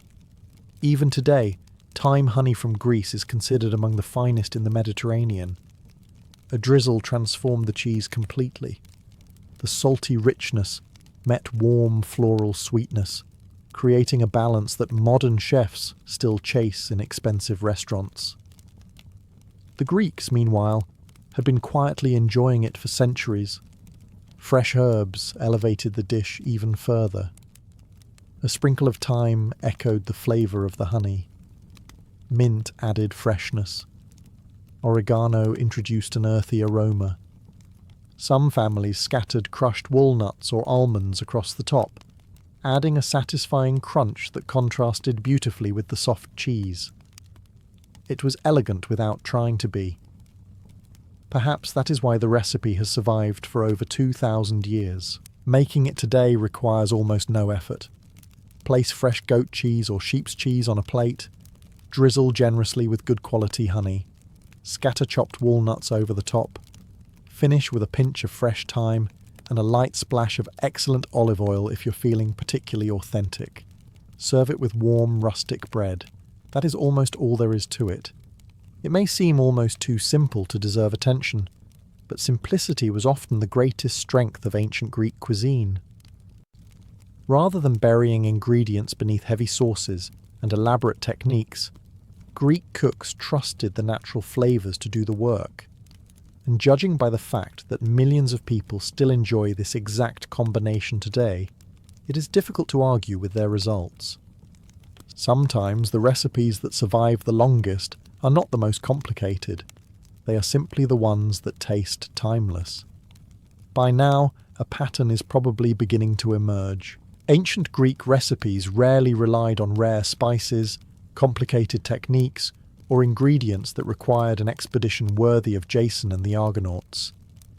Instead, Greek cooks excelled at transforming ordinary plants into memorable meals. Perhaps no recipe demonstrates that better than stuffed grape leaves. Today, most people know them as dolmades, neatly rolled parcels filled with rice, herbs, and sometimes meat. They're served in tavernas from Athens to the islands, usually with lemon and olive oil, but the idea behind them is far older than the name itself. Long before the word dolma entered the region through later Turkish influence, Greeks and their neighbours were already wrapping fillings inside grape leaves. Vineyards covered much of the Greek countryside, producing not only wine, but an abundance of tender leaves every spring. Throwing those leaves away would have seemed almost absurd. Instead, cooks discovered they were remarkably useful. Young grape leaves are soft, flexible, and slightly tangy. After being briefly blanched in hot water, they become easy to fold around almost any filling while holding everything neatly together during cooking. The fillings depended largely on what a household could afford. For ordinary farming families, the centre usually consisted of barley or wheat groats mixed with onions, fresh herbs, and generous amounts of olive oil. Mint, dill, parsley, fennel, and coriander all grew naturally across Greece and found their way into the mixture. These herbs gave the parcels a freshness that balanced the richness of the oil. Wealthier households sometimes added minced lamb or goat, not because meat was expected, but because it was available. This surprises many modern readers. Contrary to popular imagination, ancient Greeks did not eat large portions of meat every day. Livestock represented wealth, milk, wool, labour, and future breeding animals. Slaughtering one was often reserved for religious festivals, sacrifices, or particularly important celebrations. That meant many stuffed grape leaves were entirely vegetarian, and they were delicious because of it. The finished rolls were arranged carefully inside a clay pot, drizzled generously with olive oil, covered with water or light broth, and cooked slowly until the grains became tender and the grape leaves absorbed every fragrant flavour inside. There was no rush. Like so much of ancient Greek cooking, patience was one of the ingredients. You can make an astonishingly authentic version today using grape leaves, short grain rice or barley, chopped onions, parsley, dill, mint, olive oil, and a pinch of salt. For historical accuracy, skip the lemon juice while cooking and use a splash of wine vinegar if you want a touch of acidity. Lemons would not become common in Greek cuisine until many centuries later. Take your first bite, and you'll notice something remarkable.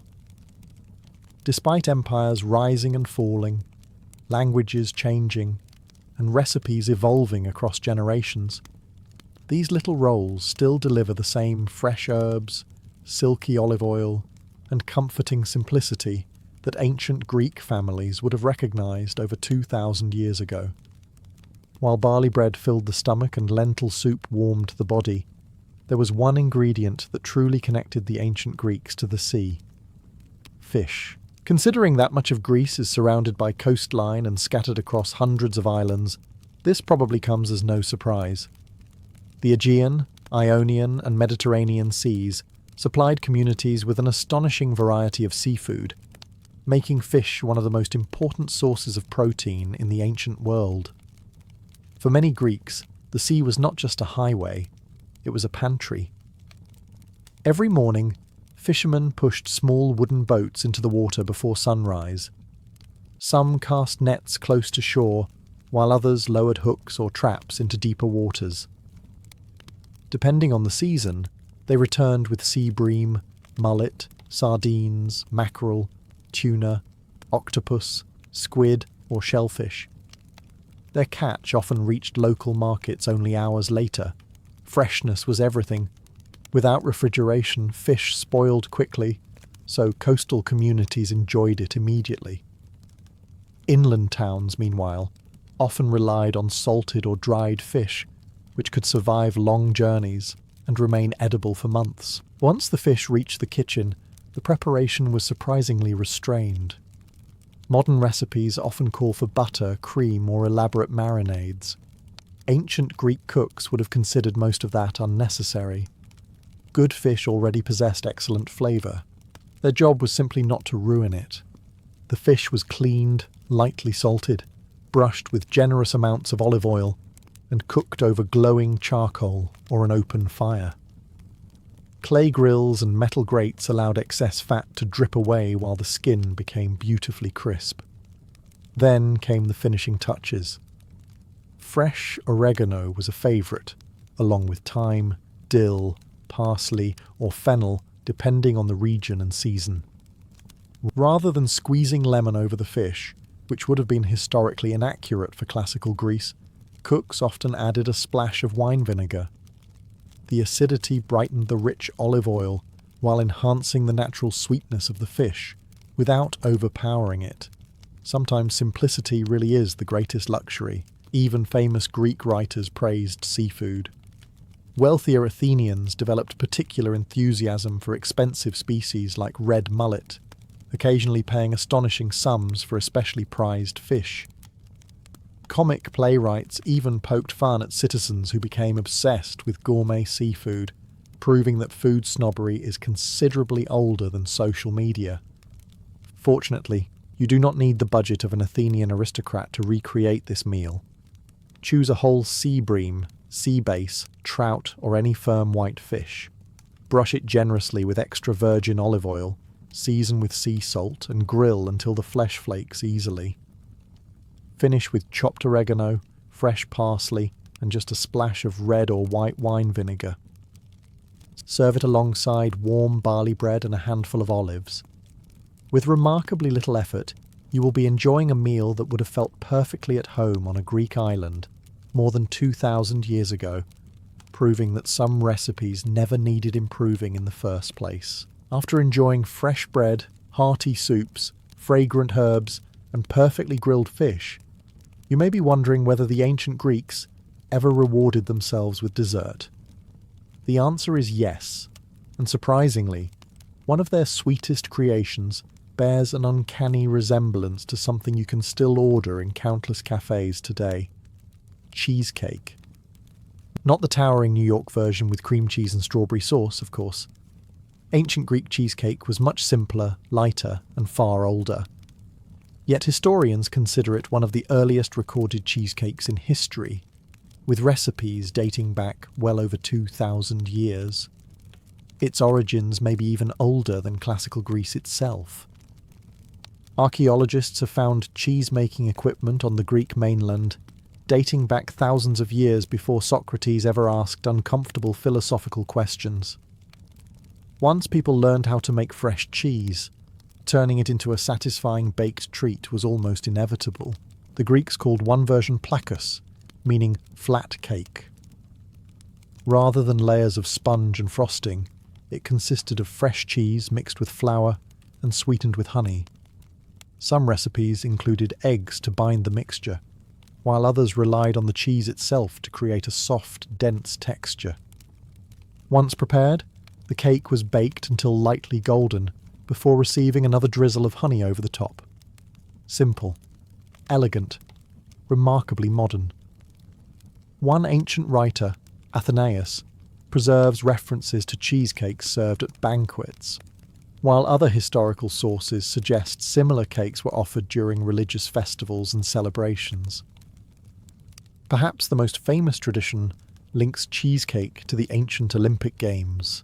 According to later accounts, athletes competing at Olympia were served cheesecakes before events as a source of nourishment and energy. Whether every competitor actually enjoyed them remains debated by historians, but the idea is certainly believable. Fresh cheese provided protein, flour supplied carbohydrates, and honey delivered a quick burst of energy. It was essentially an ancient sports snack, just with considerably fewer marketing slogans. Making an authentic version today is surprisingly straightforward. Mix fresh ricotta or soft goat cheese with a little wheat flour, 1 egg, and several generous spoonfuls of good quality honey. Some modern cooks also add a touch of thyme or a handful of sesame seeds, ingredients that would have felt perfectly at home in an ancient Greek kitchen. Bake until lightly browned, then drizzle with even more honey before serving. The result is nothing like the rich cheesecakes many people expect. It is lighter, less sweet, and allows the flavour of the cheese to remain at the centre of the dish. Every bite reflects the ancient Greek approach to cooking. Use excellent ingredients, interfere with them as little as possible, and trust nature to provide the flavour. Perhaps that is why this humble dessert has survived for millennia. Long before cafes displayed cheesecakes behind polished glass counters, Greek families were already gathering around simple wooden tables, slicing into warm, honey-sweetened cheesecakes, and proving that some of history's greatest desserts never needed excessive decoration to become unforgettable. If there was one ingredient that truly defined sweetness in ancient Greece, it was honey. Not because people preferred it over sugar, they simply had no alternative. Sugarcane existed in distant parts of Asia, but refined sugar would not become a familiar ingredient around the Mediterranean for many centuries. For the Greeks, nearly every sweet treat depended on the hard work of bees. Honey-flavoured cakes, sweetened wine, glazed fruits, accompanied cheese, and even found its way into medicines. It was one of the most treasured ingredients in the kitchen. Fortunately, Greek beekeepers had become exceptionally skilled at producing it. Hives were often placed near hillsides, covered in wild thyme, rosemary, and aromatic flowers. As a result, different regions produced honey with distinct flavours, much like modern wines, reflect the land where grapes are grown. Thyme honey became especially prized for its rich aroma and floral sweetness, earning admiration that continues to this day. With honey in abundance, cooks created desserts that were surprisingly simple. One of the oldest surviving examples combined toasted sesame seeds with warm honey. Once mixed together, the sticky mass was pressed into thin slabs and left to cool before being cut into pieces. The result resembled today's sesame brittle or energy bars, offering a satisfying crunch alongside natural sweetness. It was portable, nutritious, and lasted well during travel. Ancient hikers would probably have approved. Another favourite consisted of small fried cakes made from wheat flour and olive oil. Once golden and crisp, they were drenched generously in honey, and sometimes sprinkled with sesame seeds or crushed nuts. The outside remained lightly crisp while the inside stayed soft and tender. You can almost imagine someone reaching for a second one, while quietly insisting they were only checking if the first had been cooked properly. Fresh fruit also played an important role in Greek desserts. Figs, grapes, pomegranates, apples, and pears were often served after meals.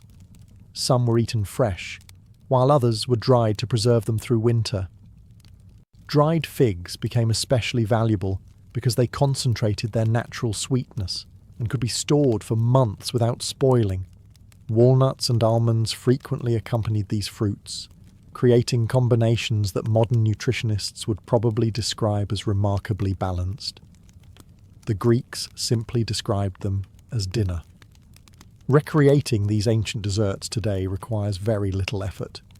Toast sesame seeds until fragrant, stir them into gently warmed honey, spread the mixture onto parchment paper, and allow it to cool before slicing. Or fry small rounds of simple dough in olive oil before finishing them with honey and chopped walnuts. The flavours are wonderfully familiar. There is no refined sugar, no artificial flavouring, no colourful frosting competing for attention. Instead, every ingredient contributes exactly what nature intended, and perhaps that is the greatest surprise of all. More than 2,000 years later, these humble honey cakes and sesame sweets do not feel like historical curiosities. They simply taste like desserts that never went out of style. After travelling through the kitchens of ancient Greece, one thing becomes impossible to ignore. As the first rays of sunlight begin to creep over the rocky hills of ancient Greece, an entire farming family is already awake. There are no alarm clocks. The goats provide enough noise for that. Inside a small stone house with a packed earth floor, the fire that burned through the night is carefully stirred back to life. Someone adds a few dry branches. Another reaches for yesterday's bread. Children rub sleep from their eyes while adults are already thinking about the work waiting beyond the doorway. The fields will not wait. Neither will the sheep, the vines, or the olive trees. Before anyone leaves for a long day of labour, the family gathers for breakfast. By modern standards, it is remarkably simple. By ancient Greek standards, it is exactly what is needed. The meal begins with bread. Usually, this is coarse barley bread rather than fine wheat bread. Barley thrived in Greece's dry, rocky soil, making it the grain most ordinary families relied upon. The loaf is dense, slightly nutty, and often baked every few days, meaning today's breakfast may involve bread that is no longer perfectly fresh. That is hardly a problem. A generous drizzle of olive oil brings it back to life. The oil itself is one of the household's greatest treasures. Every drop represents months of tending olive trees, harvesting fruit, and pressing the olives after the autumn harvest. Rather than using butter, which was uncommon in Greek cuisine, the family tears off pieces of bread and dips them directly into fragrant olive oil. Next comes a small bowl of olives, green or black, cured in brine for weeks. They provide both flavour and valuable nutrition. They are salty, filling, and easy to store for long periods. Nearly every farming household keeps a supply, because olives can accompany almost any meal throughout the year. Fresh goat's cheese often joins the table. The family's goats provide milk almost daily during the season, allowing simple cheeses to be made at home. Soft, slightly tangy, and rich in protein, the cheese pairs perfectly with bread and olives. Sometimes it is eaten plain. Other mornings, someone drizzles a little honey across the top if the household has been fortunate enough to collect some from nearby beehives. Fruit depends entirely on the season. In late summer, there may be fresh figs bursting with sweetness. During autumn, clusters of grapes appear beside the bread. In winter, dried figs saved from the previous harvest provide welcome energy before a long day's work. Apples, pears, and pomegranates also make appearances whenever nature decides they are ready. There is rarely anything wasteful about the meal. If lentil soup remained from the previous evening, it is gently reheated over the fire. Leftovers were not something to avoid, they were practical. A warm bowl of lentils offered slow-burning energy that could sustain hours of ploughing, pruning, harvesting, or repairing stone walls beneath the Mediterranean sun. To drink, the adults usually pour a little wine into their cups. But this is not the strong wine many people imagine. Greek wine was almost always diluted with water, often at a ratio of 3 or 4 parts water to 1 part wine. Drinking unmixed wine was generally viewed as uncivilized, while diluted wine was considered healthier than untreated water in many places. Within a short time, breakfast is over. There are no lingering conversations around the table. The father shoulders his tools. Older children help drive goats toward the hillsides. The mother begins organising the day's countless household tasks before joining work outdoors herself. Even the youngest children quickly find small jobs they can manage. It is a modest meal, built from bread, olives, cheese, fruit, and olive oil. Yet these same simple foods have nourished Greek families for thousands of years, proving that sometimes the most ordinary breakfast is also one of history's most enduring. By the time the sun begins to sink behind the hills, the farming family finally returns home. Their hands are rough, their clothes smell of earth, their backs ache from bending over fields since dawn. If it is harvest season, everyone is exhausted. Men have spent the day swinging sickles through golden barley or wheat. Women have tied bundles into sheaves, gathered vegetables from the garden, or cared for the animals. Children have collected loose stalks, frightened birds away from the crops, or carried water under the hot Mediterranean sun. Now comes the most anticipated moment of the day: the evening meal. Unlike breakfast, which was quick and practical, dinner was usually the family's largest meal. It was the one time everyone could sit together, recover from the day's labour, and enjoy food while it was still warm. The fire burns steadily in the centre of the house. Suspended above it is a clay pot that has been simmering for hours. Inside is a thick stew. The exact ingredients change with the seasons, but lentils, chickpeas, broad beans, or split peas often form the base. Into the pot go onions, garlic, leeks, wild greens, and whatever herbs happen to be growing nearby. Oregano, thyme, dill, fennel, and parsley all contribute their unmistakable aroma. Finally, a generous stream of olive oil is poured in just before serving. The oil gives the stew richness without requiring expensive ingredients. Every family member receives a clay bowl filled nearly to the top. Beside it sits another thick slice of barley bread. The bread serves two purposes. It fills hungry stomachs, and it acts as the perfect utensil. Rather than wasting a drop of the flavourful broth, pieces of bread are dipped directly into the stew until every last spoonful has disappeared. Fresh vegetables accompany the meal whenever possible. Cucumbers, onions, cabbage, radishes, and leafy greens appear according to the season. They are often dressed with little more than olive oil, vinegar, and herbs. Simple ingredients, remarkable flavour. Protein depends largely on circumstance. Eggs occasionally appear when the hens have been productive. Goat's cheese is common, adding richness to an otherwise modest meal. Families living near rivers or the sea may grill fresh fish over charcoal, while those farther inland might enjoy salted fish preserved from previous market visits. Meat, however, remains surprisingly rare. Contrary to many modern assumptions, an ordinary farming family did not roast lamb every evening. Sheep and goats represented milk, wool, future offspring, and valuable wealth. Slaughtering one simply for dinner made little economic sense. Fresh meat was far more likely to appear during religious festivals, sacrifices, weddings, or important celebrations than on an ordinary Tuesday after weeding the barley field. To drink, everyone shares diluted wine or water. Children often receive more water than wine, while adults mix the two according to custom. Drinking wine without dilution was widely considered excessive, almost barbaric by Greek standards.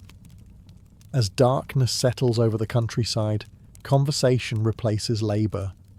The family discusses tomorrow's work, the condition of the crops, neighbours' news, and whether rain might arrive before the next planting. Outside, the goats grow quiet, and the fields disappear into the evening shadows. The meal itself is humble, but after 12 hours of honest work, a warm bowl of stew, fresh bread, olive oil, and the company of family probably tasted better than any feast a king could imagine. While farming families ended their day surrounded by fields and olive groves, life inside Athens followed a very different rhythm. The city never seemed to stop moving. Potters shaped clay beside glowing kilns. Blacksmiths hammered iron until sparks filled the air. Carpenters sawed timber. Bronze workers polished helmets and statues. Merchants shouted prices from market stalls, while donkeys patiently carried goods through narrow streets, wondering why humans insisted on making everything so complicated. An artisan's family still ate simply, but they enjoyed one important advantage: choice. Unlike rural households, which relied mostly on whatever they could grow themselves, city families lived only a short walk from the agora, the bustling marketplace that served as the heart of Athenian life. Every morning, vendors displayed baskets overflowing with fresh vegetables, herbs, olives, figs, grapes, onions, garlic, and fragrant loaves of bread. Fishermen arrived carrying the night's catch, while cheesemakers offered fresh rounds of goats and sheep's cheese. Potters traded bowls for food, blacksmiths exchanged tools, and neighbours caught up on the latest news while pretending they had only stopped to buy onions. The marketplace fed both stomachs and gossip with remarkable efficiency. Breakfast remained fairly modest. Bread dipped in olive oil, fresh cheese, olives, and seasonal fruit were still common. But city families could often enjoy slightly fresher ingredients because they purchased food almost daily instead of relying entirely on stored supplies. Lunch was frequently light as well. Many craftsmen stayed close to their workshops, eating bread with cheese, olives, dried figs, or nuts between customers. There was little time for elaborate cooking when commissions needed finishing before sunset. A customer waiting for a new water jug was generally less patient than a loaf of bread. The evening meal, however, offered greater variety than many farming households could afford. Vegetable stews remained popular, but urban markets made seafood much more accessible. Fresh sardines, anchovies, sea bream, squid, mussels, and octopus regularly appeared on Athenian tables, especially for families who lived near the port of Piraeus. Fish was often less expensive than red meat and could be grilled quickly with little more than olive oil and herbs. Meat still remained an occasional luxury. Most artisan families did not regularly roast lamb or beef. Instead, pork, goat, or lamb appeared during religious festivals, family celebrations, or after public sacrifices, when portions of the animals were distributed among the community. These occasions transformed an ordinary dinner into something everyone remembered. Wine accompanied the meal, always mixed with water, according to Greek custom.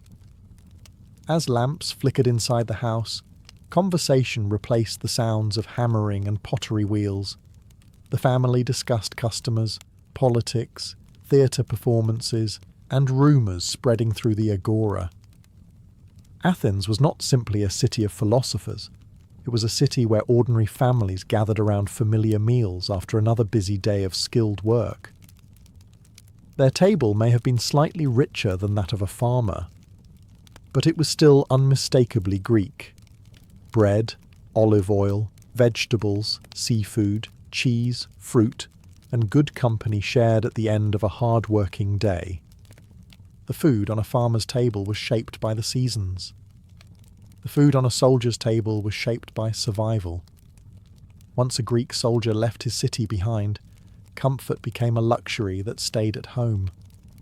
Whether marching with an Athenian army, serving aboard a trireme, or standing shoulder to shoulder in a hoplite phalanx, every meal had to answer one simple question.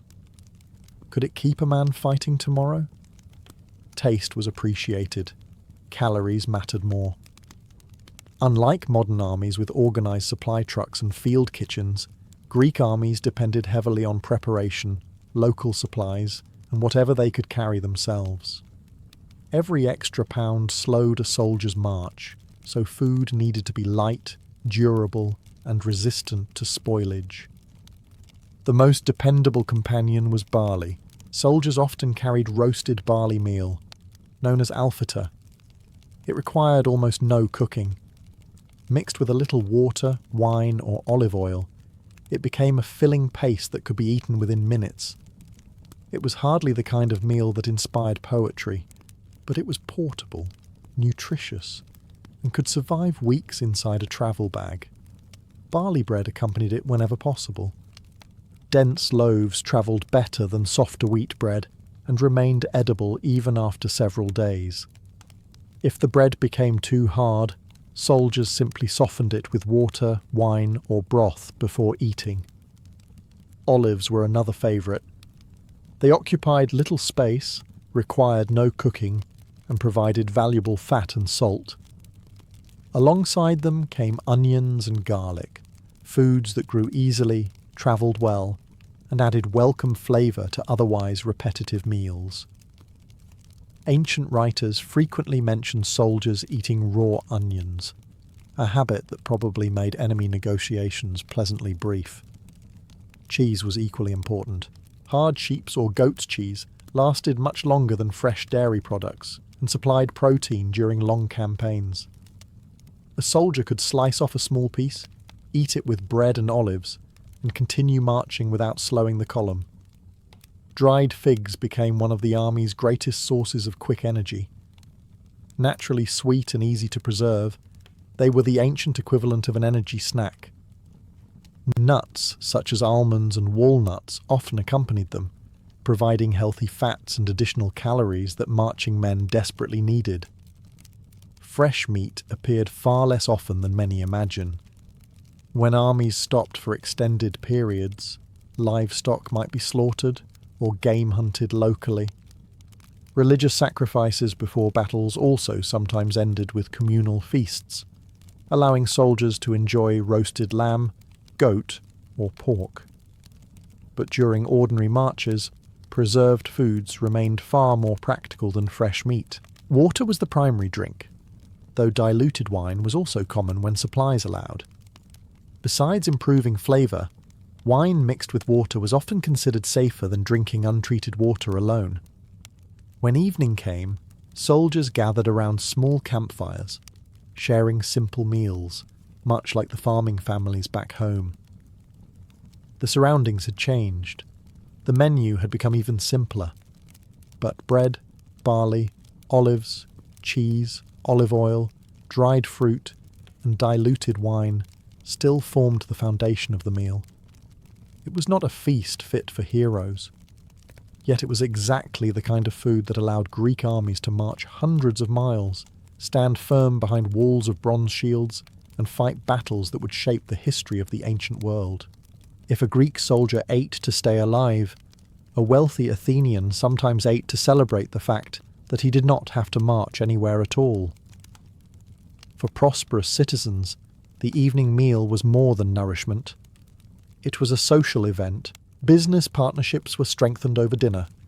Political opinions were exchanged between courses. Philosophers debated ideas, poets recited verses, musicians entertained the guests, and friendships were reinforced with every shared cup of wine. The meal usually began quite simply. Guests washed their hands before entering the dining room, an important ritual in a world where people had spent much of the day walking dusty streets. They then reclined on couches arranged around low tables, leaning on one elbow, while servants brought the first dishes. To modern eyes, eating while lying down might seem slightly inconvenient. The Greeks considered it civilized. Fresh bread appeared first, accompanied by bowls of olives, goat's cheese, nuts, figs, and small dishes of herbs. Olive oil was poured generously over many of the foods, while vinegar provided brightness without overwhelming the natural flavours. These appetizers encouraged conversation, rather than filling hungry stomachs too quickly. Then came the main courses. Unlike ordinary farming families, wealthy households could afford meat more frequently, although it still remained closely connected to religious sacrifice. Lamb, goat, pork, and occasionally beef appeared roasted over charcoal, seasoned with herbs such as oregano, thyme, and coriander. Rather than covering the meat with heavy sauces, cooks allowed the quality of the ingredients to speak for themselves. Seafood was equally prized. Large sea bass, red mullet, octopus, squid, oysters, mussels, and shrimp often arrived from the nearby port of Piraeus. Some expensive fish became symbols of status, with wealthy Athenians happily paying remarkable prices simply because they could. Apparently, showing off through food did not begin with celebrity chefs. Vegetables remained an essential part of the meal. Cabbage, leeks, onions, beans, lentils, cucumbers, and leafy greens appeared alongside the richer dishes, dressed with olive oil and fragrant herbs. Fresh fruit waited nearby, ready to cleanse the palate before dessert. When the main meal ended, the evening often shifted into the symposium. This was not another dinner course, but a gathering centered on conversation, philosophy, entertainment, and carefully mixed wine. Servants diluted wine with water inside large mixing bowls before filling each guest's cup.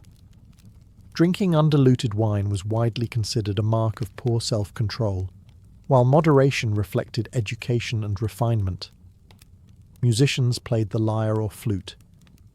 Guests challenged one another with riddles, discussed politics, quoted Homer, or argued about philosophy with the confidence that only several cups of diluted wine can inspire. Dessert remained pleasingly uncomplicated. Fresh figs, grapes, apples, pomegranates, walnuts, almonds, and soft cheese drizzled with fragrant honey, concluded the evening. There were no towering cakes or elaborate pastries, just fresh, seasonal ingredients presented beautifully. Compared with a farmer's supper, this banquet was undoubtedly more luxurious. Yet despite the extra servants, finer ingredients and polished silverware, the foundations remained exactly the same. Bread, olive oil, wine, herbs, vegetables, cheese, fruit, and good conversation still sat at the centre of the table, proving that whether rich or poor, ancient Greeks shared far more in common than their meals might first suggest. Whether you were born into a farmer's cottage, an artisan's home, or the household of a wealthy merchant, one thing was certain. You did not get your own special children's menu. Ancient Greek children ate much of the same food as everyone else. The difference was usually the quantity, not the menu. Meals were family affairs, and children learned from an early age that eating was more than satisfying hunger. It was part of becoming a member of the household. They watched adults break bread, pour olive oil, offer thanks to the gods, and share conversation while passing simple dishes around the table. Food also taught responsibility. Older children often helped prepare it long before they were trusted to cook entire meals. Girls frequently learned to grind grain, knead dough, fetch water, tend the fire, and prepare vegetables alongside their mothers or older relatives. Boys might help gather olives, collect figs, herd goats, or bring firewood home before dinner. By the time they were teenagers, few kitchen tasks were unfamiliar. Breakfast for most children looked much like that of their parents. A piece of barley bread, perhaps softened with olive oil or dipped into watered wine, was common. Fresh goat's cheese might appear if the family owned livestock. During the right season, figs, grapes, or apples added welcome sweetness before the day's work or lessons began. Honey was an occasional treat rather than an everyday luxury. A drizzle over bread could transform an ordinary breakfast into something children remembered all morning. Lunch remained light. Children helping in the fields often carried bread, olives, dried figs, and cheese, eating wherever the adults happened to be working. Those living in cities might receive similar foods while assisting in workshops or attending lessons. There was little expectation of stopping for an elaborate midday meal. The evening meal brought everyone together. Children ate the same vegetable stews, lentil soups, beans, onions, cabbage, fish, and bread that filled the bowls of the adults. If meat appeared after a festival or sacrifice, children shared it alongside everyone else. There was no separate plate of chicken nuggets quietly waiting in the corner. Ancient Greek parenting could be many things. It was rarely that accommodating. Of course, infants required different care. Babies were breastfed whenever possible, sometimes for as long as 2 years. As they grew older, soft foods gradually appeared: porridge made from barley, mashed beans, softened bread soaked in water or goat's milk, and small amounts of fruit. Everything was introduced slowly as young stomachs adapted. Parents also understood that growing children needed nourishment, even if they lacked modern nutritional science. Milk, cheese, eggs, legumes, grains, fruits, and olive oil supplied much of what young bodies required. Perhaps the most remarkable thing about a Greek child's diet is how familiar it still feels. Fresh bread, fruit, vegetables, beans, cheese, fish, olive oil, very little processed food, very little refined sugar. It was a diet built almost entirely from ingredients gathered nearby, prepared at home and shared around the family table. Long before anyone spoke about the Mediterranean diet as one of the healthiest ways to eat, Greek children were quietly growing up on it, one simple meal at a time. Most days in ancient Greece, the family table was modest: bread, olives, cheese, vegetables, perhaps a little fish. But every so often, everything changed. The smoke rising from the city or village was no longer coming from ordinary cooking fires. It drifted upward from public altars, where entire communities gathered to honour the gods through festivals and sacrifices. These were the days everyone looked forward to, not only because they celebrated the divine, but because they also offered something many ordinary families enjoyed only a handful of times each year: a generous serving of meat. Religion and food were deeply connected in ancient Greece. When an ox, sheep, goat, or pig was sacrificed to a god such as Zeus, Athena, Apollo, or Demeter, the ceremony followed carefully established traditions. Certain portions of the animal, particularly the bones wrapped in fat, were burned on the altar as an offering to the gods. Priests received their customary shares. The rest did not go to waste. It became dinner. Large public festivals transformed entire communities into enormous outdoor dining halls. Families who rarely had the opportunity to eat roasted meat suddenly found themselves standing beside neighbours, craftsmen, farmers, sailors, merchants, and magistrates, all waiting for their portion. For many poorer citizens, these festivals provided some of the best meals of the entire year. The meat was roasted slowly over charcoal fires until the skin became crisp and the inside remained tender. There were no heavy marinades or complicated sauces. Olive oil, sea salt, oregano, thyme, and perhaps a little coriander were usually all that was needed. The quality of the meat spoke for itself. Around the roasting fires, enormous baskets of bread circulated continuously. Fresh loaves disappeared almost as quickly as they arrived. Bowls of olives passed from hand to hand. Goat's cheese, onions, figs, grapes, nuts, and seasonal vegetables completed the feast. Wine flowed freely. Although true to Greek custom, it remained carefully diluted with water before drinking. Nobody wanted a religious celebration ending with someone attempting to debate philosophy with a tree. Music filled the air. Flute players performed while singers recited hymns dedicated to the gods. Children ran between groups of adults. Merchants sold sweets made from honey and sesame. Athletes competed in games during larger festivals, while poets and actors entertained enormous crowds. Meals became something far greater than eating. They became shared experiences. Rich and poor often found themselves participating in the same celebration, eating from the same sacrifice, honouring the same gods.